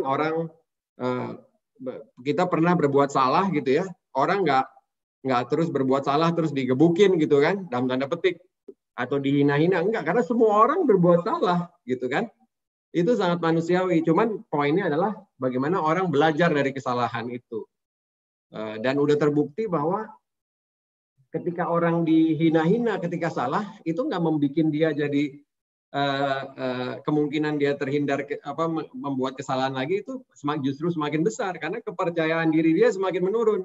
Begitu kepercayaan diri menurun, itu peluang kesalahan semakin besar, kemauan belajar menjadi semakin kecil gitu ya. Berbalik kalau ketika orang memang sadar bahwa dirinya punya potensi dan dia punya sehingga punya kepercayaan diri yang bagus, dan sadar bahwa dia harus terus belajar gitu untuk bisa terus lebih baik lagi. Jadi memang lebih kepada iklim yang positif lah gitu ya. Iklim yang kalau pakai analogi lahan tadi, kita terus berusaha membuat lahan kita tuh lahan yang subur gitu. Jadi biji yang ditanam itu tumbuh besar dan kuat. Kita bukan yang kalau ada biji yang tumbuh terus digetok-getok biar tumbuhnya nggak terlalu tinggi gitu ya, nggak menyaingi pohon-pohon yang sebelumnya. Justru kita akan merasa salah kalau kita lihat ada orang yang kita rekrut yang lebih baru itu nggak lebih pintar daripada yang sebelum-sebelumnya. Gitu. Jadi kita nggak dan kita merasa senang lah gitu setiap melihat generasi yang muda di AHP itu jauh lebih pintar dari generasi-generasi yang sebelumnya. Baik, terima kasih Bang Fikri. Ini 1 jam lebih ya, insight yang sangat banyak yang saya pikir bisa juga bermanfaat bagi banyak peserta pada webinar pada saat ini.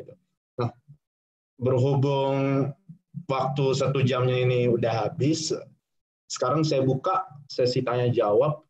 Teman-teman di sini punya kesempatan untuk nanya langsung ke Bang Fikri Assegaf. Untuk sesi pertama, saya buka untuk 3 pertanyaan terlebih dahulu. Teman-teman bisa langsung ngomong di Zoom group chat atau ya udah raise hands aja di participants. Untuk teman-teman yang mau nanya, saya persilahkan 3 pertanyaan terlebih dahulu.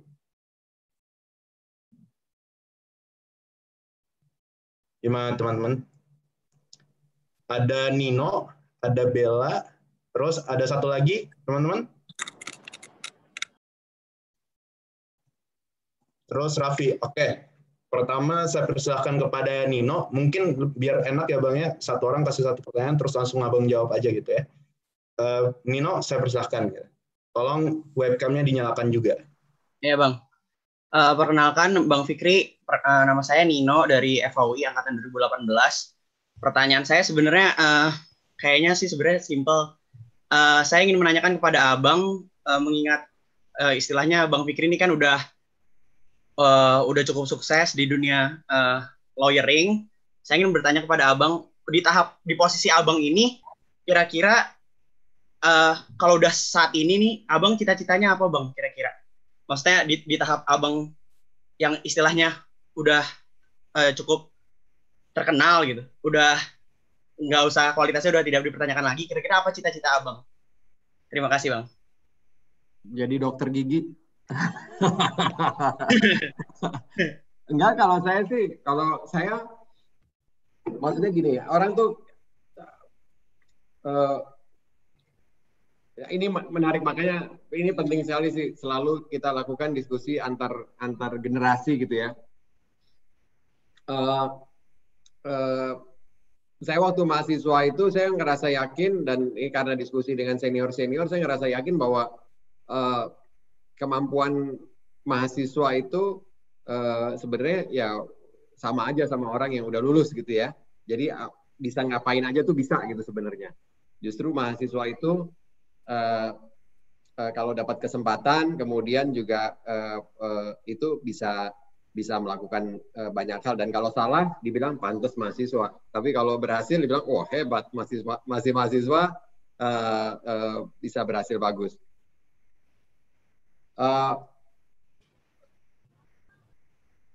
Jadi orang yang anggap ketika kalau udah senior, udah tua gitu ya, seperti saya kayaknya wah udah luar biasa.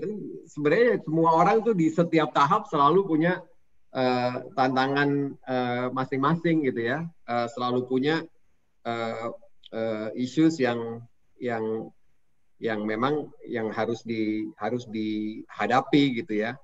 Ya kalau saya ya sebagai lawyer, sebagai advokat, saya pengen ya cukup beruntung ya, karena profesi advokat kan memang profesi seumur hidup kan. Ya saya ingin konsisten lah di dalam profesi ini. Saya ingin terus sebisa mungkin kontribusi terhadap hukum Indonesia gitu ya, melalui berbagai macam sarana gitu ya. Saya bersyukur punya teman-teman gitu yang waktu saya tumbuh dari mulai mahasiswa, lulus gitu, itu punya visi yang kurang lebih sama gitu, sehingga kita dapat kesempatan untuk melakukan banyak hal ya, tadi ya mendirikan PSHK, akhirnya mendirikan Jentera, hukum online, dan ini semua jadi ya insya Allah terus bisa jadi lahan saya dan teman-teman gitu ya, untuk terus konsisten melakukan kontribusi lah dalam melakukan perbaikan hukum di Indonesia gitu, yang itu tentu butuh sekali, semakin banyak orang yang berperan di situ semakin bagus. Tapi memang yang paling penting kalau buat saya yang udah umur saya ini bulan ini insya Allah 52 tahun, buat saya yang paling penting sekarang adalah lewat berbagai sarana itu bagaimana supaya bisa mensupport teman-teman yang jauh lebih muda dari saya untuk bisa berkontribusi dengan lebih baik lagi.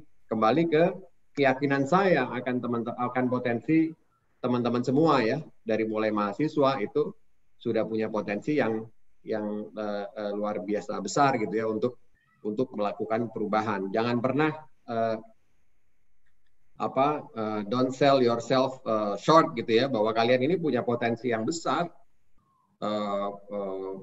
Nggak heran kan bahwa ketika era reformasi yang disebutkan mahasiswa kan, yang mendobrak itu mahasiswa gitu. Jadi dan dalam konteks hukum banyak sekali yang bisa teman-teman lakukan. Nah, generasi saya udah selesai lah gitu ya. Tugas kita selanjutnya memberi jalan kepada kalian semua untuk bisa maju. Oke, terima kasih Bang. Berarti kalau disimpulkan lebih pengen ngebuat memiliki dampak memajukan hukum Indonesia gitu lah ya Bang. Ya, lewat dukungan ke Anda semua nih, ke teman-teman semua nih yang punya semangat luar biasa. Terima kasih banyak Bang. Yang berikutnya mungkin Bella. Bella, kedengeran? Kedengeran. Halo, Assalamualaikum semuanya. Abang bisa dengar suara saya enggak? Bagus. Oke. Makasih sebelumnya Agun udah memberikan kesempatan juga, dan Bang Fikri sudah memberikan insight tadi banyak banget kepada kita. Perkenalin, nama saya Bella Larsati. Saya sama Agun, angkatan 2016. Saat ini jadi in charge di suatu komunitas lawyer muda yang berbagi mengenai profesi lawyer, Bang. Nah, aku pengen nanya terkait... Udah lulus jadi Bella? Udah Bang, baru kemarin Februari lulus Bang. Alhamdulillah. Oh, selamat ya. Ya, makasih Bang.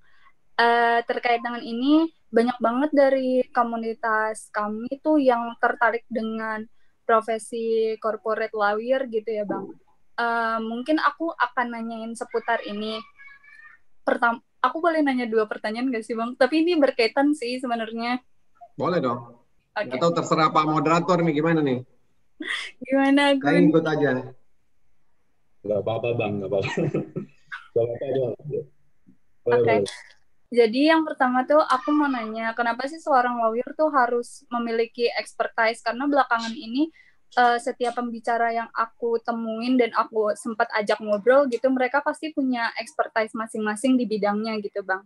Terus terkait Abang sendiri yang udah expert di bidang banking and finance, boleh nggak sih Bang di-share kayak tahapan Abang untuk sampai menjadi expert di bidang itu seperti apa, kayak referensi apa yang harus Abang kita asosiasikan pada diri kita untuk dengan si banking dan finance ini Bang gitu, kayak referensi bukunya kah, kasus-kasusnya seperti apa kayak gitu Bang. Makasih ya. Bang. Ya, bagus sekali pertanyaannya. Pertama gini, kalau menurut saya ini berangkat dari apa yang kita lihat nih kalau saya lihat di AHP gitu yang kita butuhkan dari lulusan itu apa gitu. Mungkin itu refleksi dari juga apa yang kita pikir tentang apa yang perlu disiapkan.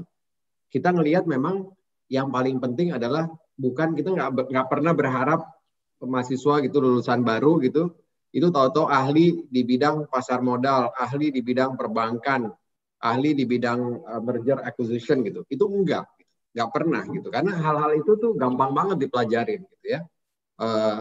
Yang paling penting adalah fondasi berpikirnya, ya, kemampuan untuk berpikir kritis, kemampuan untuk menganalisa, kemampuan untuk menyampaikan apa yang di pikirannya, hasil analisanya itu dengan baik gitu ya. Sebenarnya itu kalau mau di summarize gitu, itu plus gitu, di samping yang nggak berkaitan dengan kemampuan berpikir adalah kemampuan interpersonal yang bagus. Dan kalau disingkat sebenarnya ya orang yang baik gitu ya. Orang yang baik itu bukan orang yang baik ketika di kantor bukan orang yang baik ketika di kampus, tapi ya orang yang memang berusaha untuk jadi orang baik dimanapun dia berada gitu. Dia baik sama temannya, dia baik sama orang tuanya, dia baik sama saudaranya gitu ya, dia baik sama orang yang nggak dikenal sama dia, itulah, atau berusaha baik untuk itu. Itu yang kita harapkan sebenarnya dari seorang lawyer yang masuk ke AHP itu. Dan yang perlu disiapkan itu. Bagaimana untuk bisa seperti itu? Ya pertama banyak membaca. Kedua, supaya untuk bacaan kita luas, ya tentu kita harus bisa baca bahasa asing ya. Karena apa? Kalau dalam bidang hukum kita sayangnya cukup miskin gitu kan, bahan bacaan gitu ya. Tidak sebanyak yang ada di luar. Sehingga harus bahasa asing ya, khususnya dalam hal ini sampai sekarang masih bahasa Inggris yang paling baik untuk dipelajari. Kemudian banyak baca, kemudian banyak berdiskusi, banyak menyampaikan pendapat. Nah, memang ketika mahasiswa itu mungkin representasi kegiatan yang paling baik itu kalau menurut saya si mooting ya, karena itu di situ kemampuan membaca, menulis dan menyampaikan itu selalu kita melatih diri kita gitu. Nah itu kemudian mungkin juga dalam konteks bacaan ya baca buku sejarah juga, jangan cuma hukum, baca juga filsafat coba gitu ya. Itu baik sekali gitu ya untuk supaya kita mengasah kemampuan kita bertanya, mengasah daya kritis kita gitu, dan terus mengeksplorasi pertanyaan-pertanyaan yang memang mungkin ya di ruang kuliah nggak ditanyakan gitu ya. Itu penting sekali. Nah kemudian setelah bekerja, sebenarnya gampang banget kalau bekerja itu kan, pekerjaan sebagai lawyer itu kan kita base-nya itu adalah apprenticeship gitu ya. Jadi kayak kamu kalau kerja sama tukang kayu, ya kamu belajar dari mulai memperhalus kayu, kemudian memotong kayu bagaimana gergajinya, dari arah mana, kemudian jenis kayu yang bagus, misalnya mau bikin meja, jenis kayu yang bagus dibuat meja, belajar itu seperti apa, untuk meja makan itu seperti apa, tingkat kehalusan dalam bekerja, itu semua di-acquire dalam proses bekerja gitu ya. Dengan bekal yang bagus, yang tadi saya sampaikan, itu apapun tuh mudah untuk kita kuasai. Gitu. Dengan bekal yang bagus, dengan sikap yang baik, dan kemauan gitu yang kuat, itu mudah sekali dipelajari. Nah, kalau waktu mahasiswa juga mau masuk ke dalam, ini kalau ditanya nih ya, kamu mendingan waktu mahasiswa, mendingan baca soal banking, gitu ya, atau baca filsafat. Saya dengan mudah saya bilang, kamu belajar filsafat aja, gitu sebagai tambahannya, filsafat hukum gitu misalnya. Atau kamu, jadi itu pertanyaan antara belajar hal yang sangat praktikal, yang selalu berubah gitu kan. Kalau kamu bicara peraturan pasar modal gitu, peraturan 10 tahun yang lalu dengan peraturan sekarang beda, gitu kan. Atau kamu belajar esensinya gitu. Misalnya kamu senang pasar modal, belajar ekonomi gitu, misalnya makro ekonomi gitu ya. Kemudian baca tentang bagaimana sih pasar itu bekerja gitu. Itu akan menjadi bekal yang jauh lebih baik daripada kamu paham proses tender offer. Itu kan very mechanical gitu. Itu adalah produk dari pemikiran orang untuk memecahkan masalah pada saat itu gitu ya, pada titik tertentu. Tapi bandingan kalau kamu belajar tentang bagaimana kamu bisa menganalisa keadaan, kamu bisa memahami si kondisi tertentu itu, misalnya dalam konteks pasar modal dengan teori ekonominya gitu ya, sehingga kamu bisa ketika memahami peraturannya, kamu tahu apa yang menjadi latar belakang dari peraturan itu gitu ya.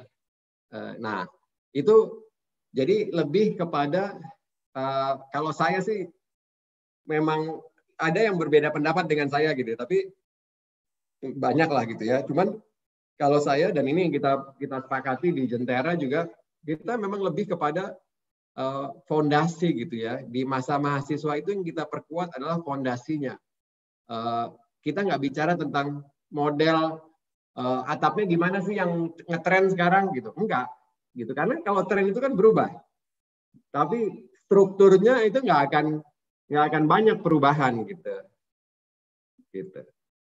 Jadi itu sih sebenarnya. Nah, karena kamu udah lulus ya banyak sih sekarang kan bahan-bahan juga sangat banyak gitu ya, nggak terbatas. Kayak internet itu udah gitu kayaknya bener-bener. Kalau dulu saya untuk cari misalnya buku tentang pasar modal ya, pengantar. Saya ingat dulu waktu mahasiswa ada buku yang bagus. Main-main ke perpustakaan kan ada di British Council. Bayangin ya, jadi dari Depok naik bus ke Sudirman gitu kan, ke British Council, ke ini ke CSIS gitu. Ada buku tentang pasar modal. Wah, itu kita pinjam, kita fotokopi gitu ya. Itu jadi bekal banget gitu ya. Tapi kalau sekarang kamu nggak perlu kemana-mana, semuanya ada di your fingertips.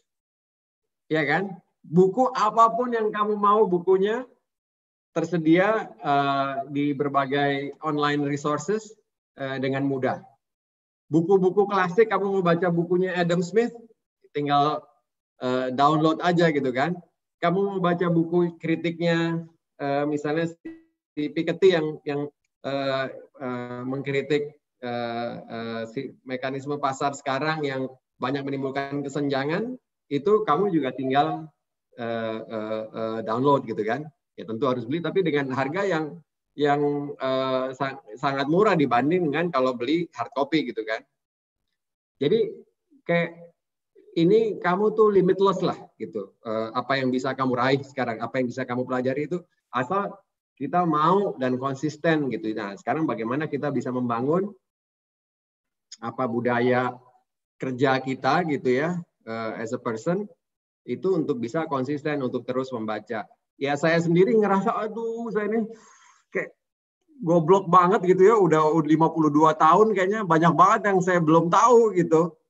Nah itu juga kalau saya nyalahin, aduh saya dulu terlalu sibuk kerja dari pagi sampai malam, padahal banyak banget buku-buku yang bagus-bagus yang kalau dulu saya baca tuh saya mungkin bisa lebih pinter gitu daripada nggak bego seperti sekarang gitu ya.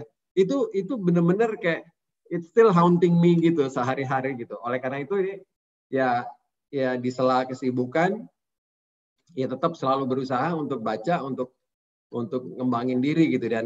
Dan yang paling ya saya senangnya dengan work from home ini, jadi sama anak-anak sering ketemu kan sehari-hari, sering bisa diskusi dan belajar dari anak-anak saya gitu.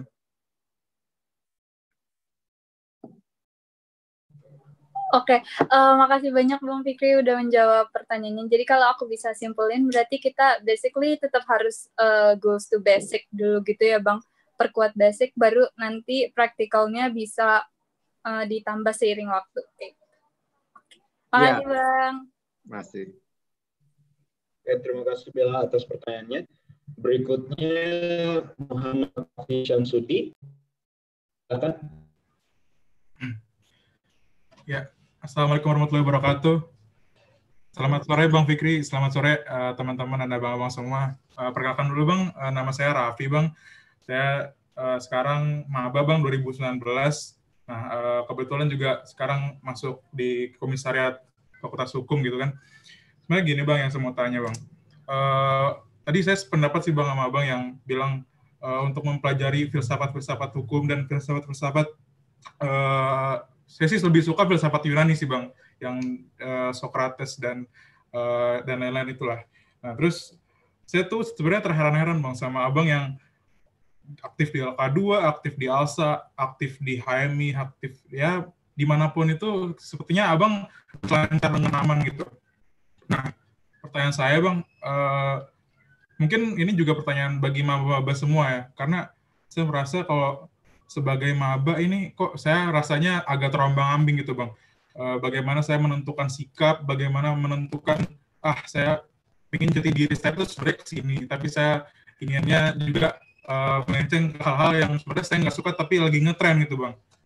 Nah, sebenarnya kalau dari Bang Fikri nih, masa dulu masih mahasiswa gitu, hal-hal apa sih Bang yang Abang punya buat mengembangkan apa yang Abang punya itu menjadi suatu hal yang benar-benar optimal gitu Bang? Karena kalau lihat dari sepak terjang Abang di sini, bahkan saya juga berterima kasih Bang, itu website hukum online mungkin sangat bermanfaat buat kita-kita di mahasiswa gitu, untuk menambah kajian, literasi, dan lain-lain gitu Bang.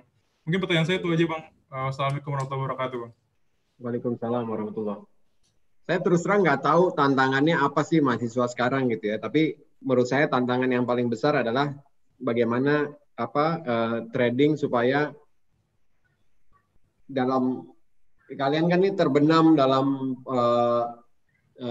informasi yang berlimpah gitu ya, dalam kegiatan yang semakin beraneka ragam. Jadi pasti sangat sulit untuk memilih lah gitu. Kalau zaman saya dulu ya kebetulan kayak karena pilihannya juga nggak banyak gitu ya, dan semuanya ya datang ke saya, apa yang ada di hadapan saya itu yang saya kerjakan. Tapi memang visinya adalah memang kita, maksudnya saya dan teman-teman waktu itu kita cukup dekat gitu ya. Kita sama-sama pengen pokoknya berbuat sesuatu, membuat kampus lebih baik lagi gitu ya.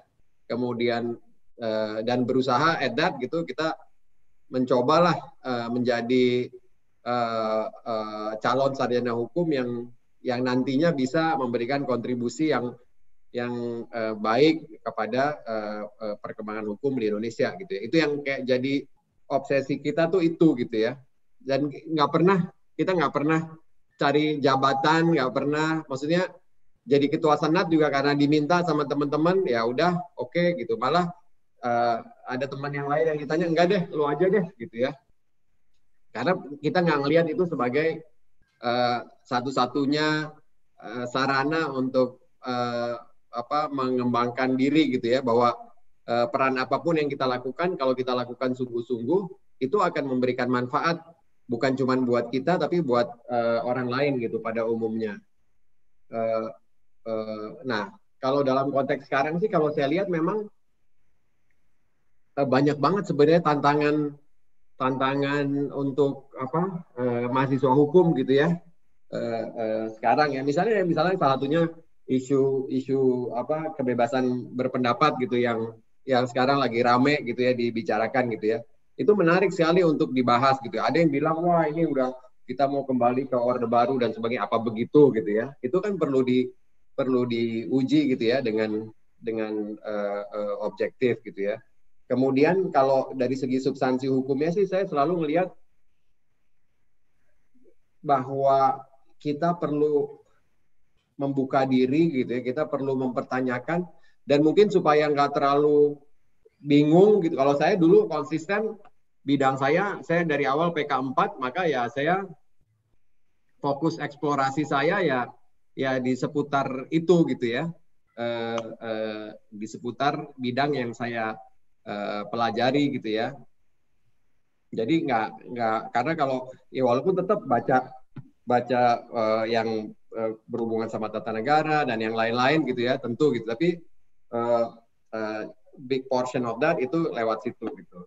Nah kembali kalau saya ditanya sekarang ini mungkin yang bidang yang cukup menarik untuk dijalanin itu yang, dan mungkin ini saya nggak mau bilang semua mahasiswa hukum harus melalui itu ya, tapi jika memungkinkan itu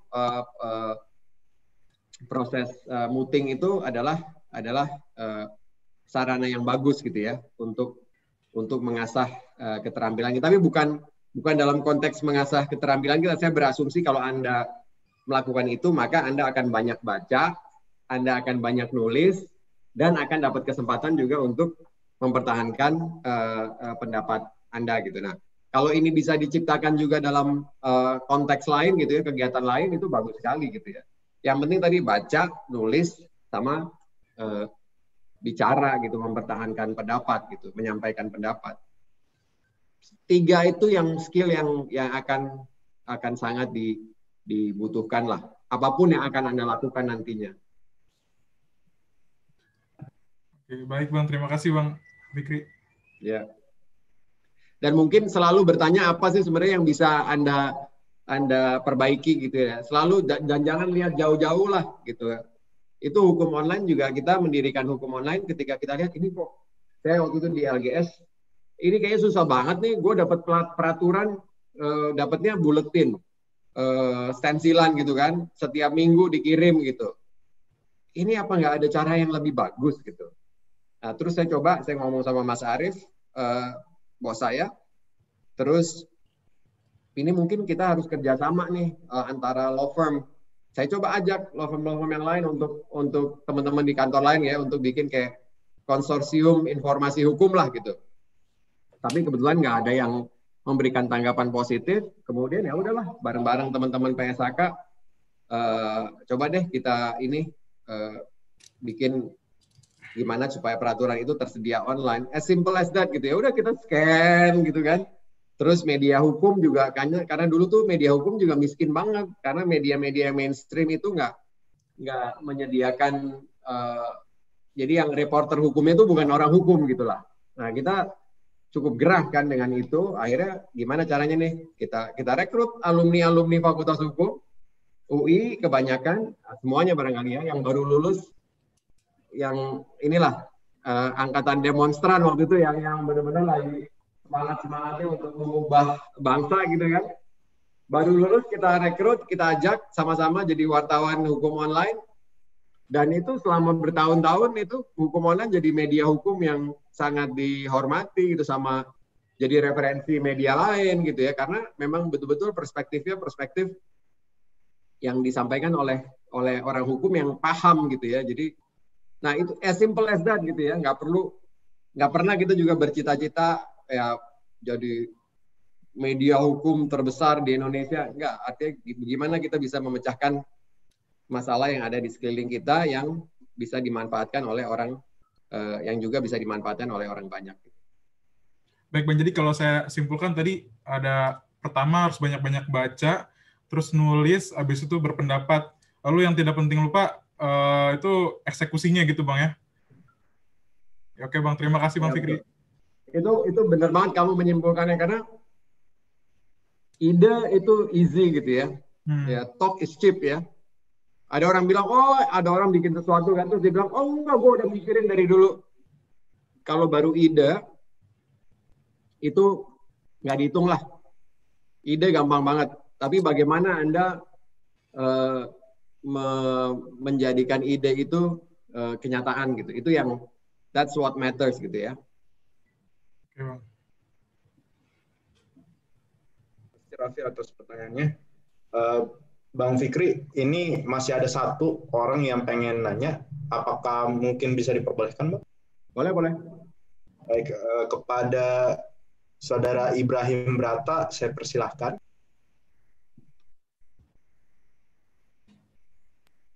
Makasih, Agun. Selamat sore, Bang Fikri. Perkenalkan, saya Ibrahim. Sekarang kerja jadi peneliti di LKHT, Bang. Asistennya Pak Edmond. Mantap dong. Ya, alhamdulillah, Bang. Jadi saya kebetulan tahun ini daftar, Bang, di kampusnya Abang, Cornell. Oke. Aduh, insya Allah ya. Ya, alhamdulillah udah sampai interview. Tapi pas di bagian interviewnya ya gagal gitu.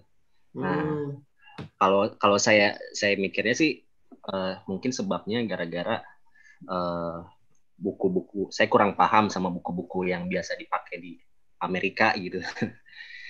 Jadi mungkin Abang bisa, sorry, ini ada kucing nih Bang. Ya, jadi kalau boleh Bang, Abang bisa rekomen mungkin ke saya sama teman-teman juga ke teman-teman soal buku-buku yang biasa dipakai sebagai pegangan oleh lawyer Amerika, dan mungkin kalau Abang boleh jawab juga cara memahami buku yang dengan baik menurut Abang tuh kayak gimana sih Bang, habitnya gitu atau tekniknya gitu. Thank you Bang. Iya. Ibrahim itu kakek saya itu namanya Ibrahim. Jadi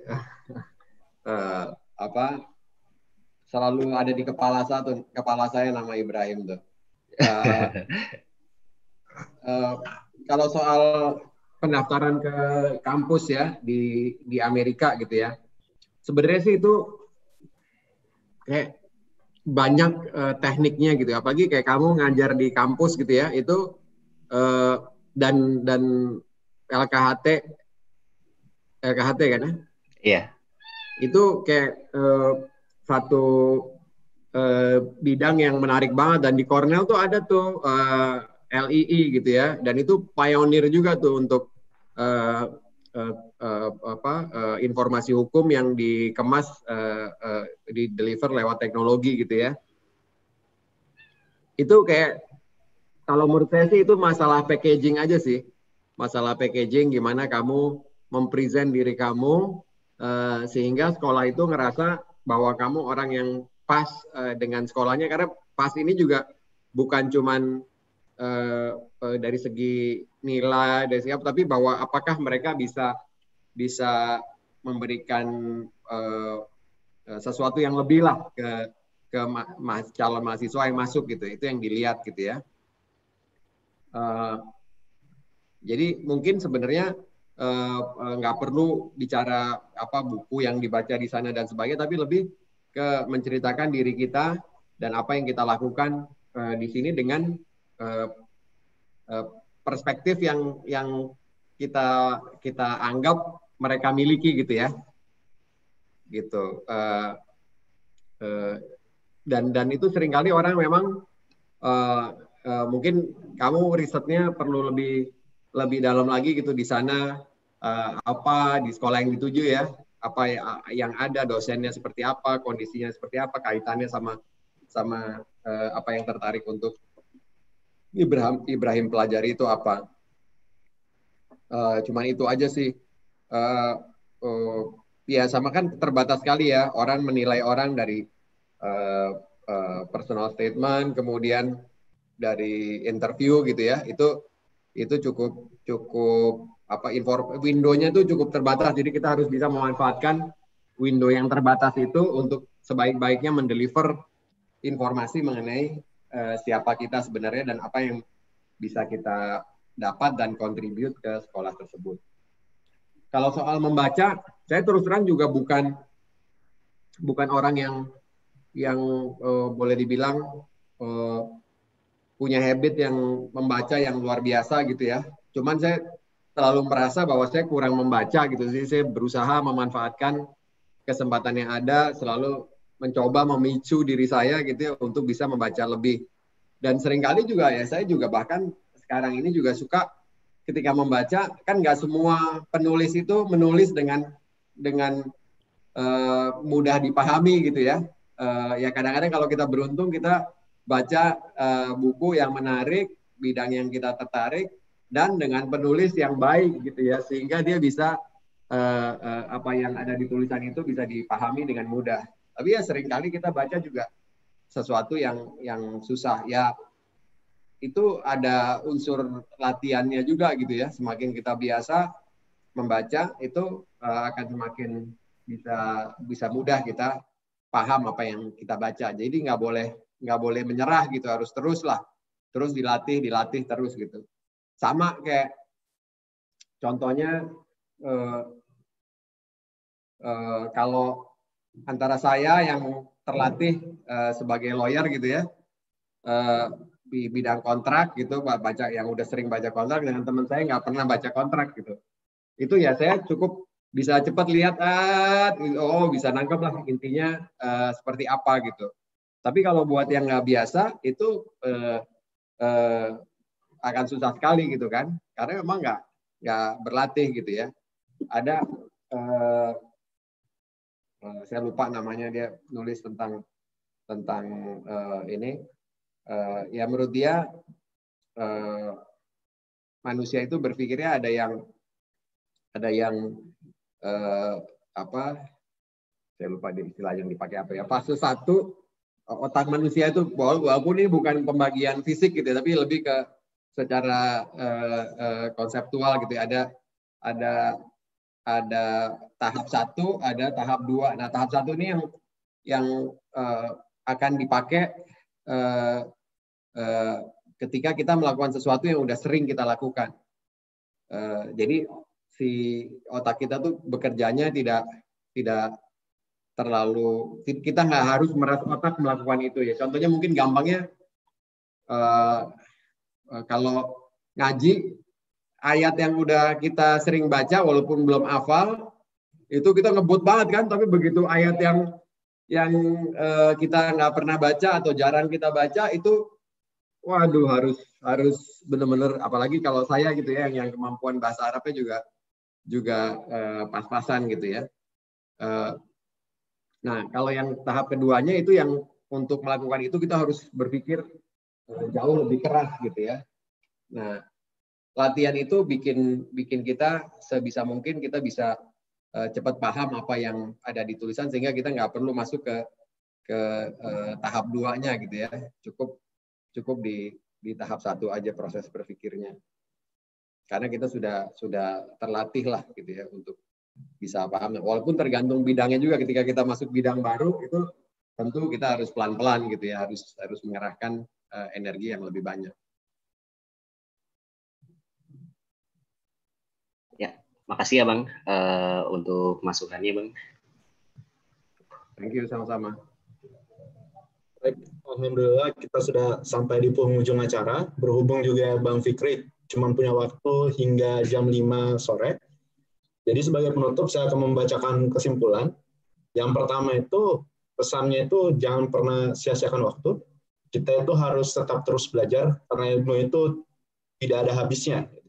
Dan kita harus terus-menerus mengembangkan diri kita. Yang kedua, sangat penting bagi kita secara individu untuk punya value pribadi dan tentunya menjaga integritas kita dan hati nurani kita sendiri. Yang ketiga, jangan pernah lupa kita juga harus bisa bekerja untuk sesuatu yang lebih besar dari diri kita sendiri dan selalu punya tujuan yang mulia. Karena menggunakan analogi lahan dari Bang Fikri tadi, lahan yang sudah digarap ini merupakan warisan pendahulu kita yang nanti akan diberikan kepada kita dan perlu kita garap sebaik mungkin untuk kita wariskan ke generasi berikutnya. Itu merupakan pesan-pesan penting yang saya pikir bisa digunakan oleh kita apapun profesi kita nanti, entah kita mau jadi advokat atau mungkin ada juga gitu profesi-profesi lain yang teman-teman mau kelami gitu. Dan saya pikir pertemuan kita hari ini itu cukup memberikan banyak insight buat kita semua. Terima kasih kepada teman-teman yang sudah ada di sini. Terima kasih juga kepada Bang Fikri. Dari kami, panitia pengurus webinar hari ini, mohon maaf apabila ada kesalahan. Sekian, Assalamualaikum warahmatullahi wabarakatuh. Waalaikumsalam. Terima kasih banyak teman-teman diskusinya. Senang sekali bisa diskusi dan sharing dengan teman-teman. Semoga ada manfaatnya. Saya nggak menghabiskan waktu teman-teman nih 2 jam. Dan mudah-mudahan teman-teman sukses selalu, insya Allah. Amin, Bang. Amin, Bang. Terima kasih, Bang. Oke, thank you semuanya. Terima kasih, Bang Fikri. Waalaikumsalam. Makasih Bang. Waalaikumsalam. Terima kasih Bang.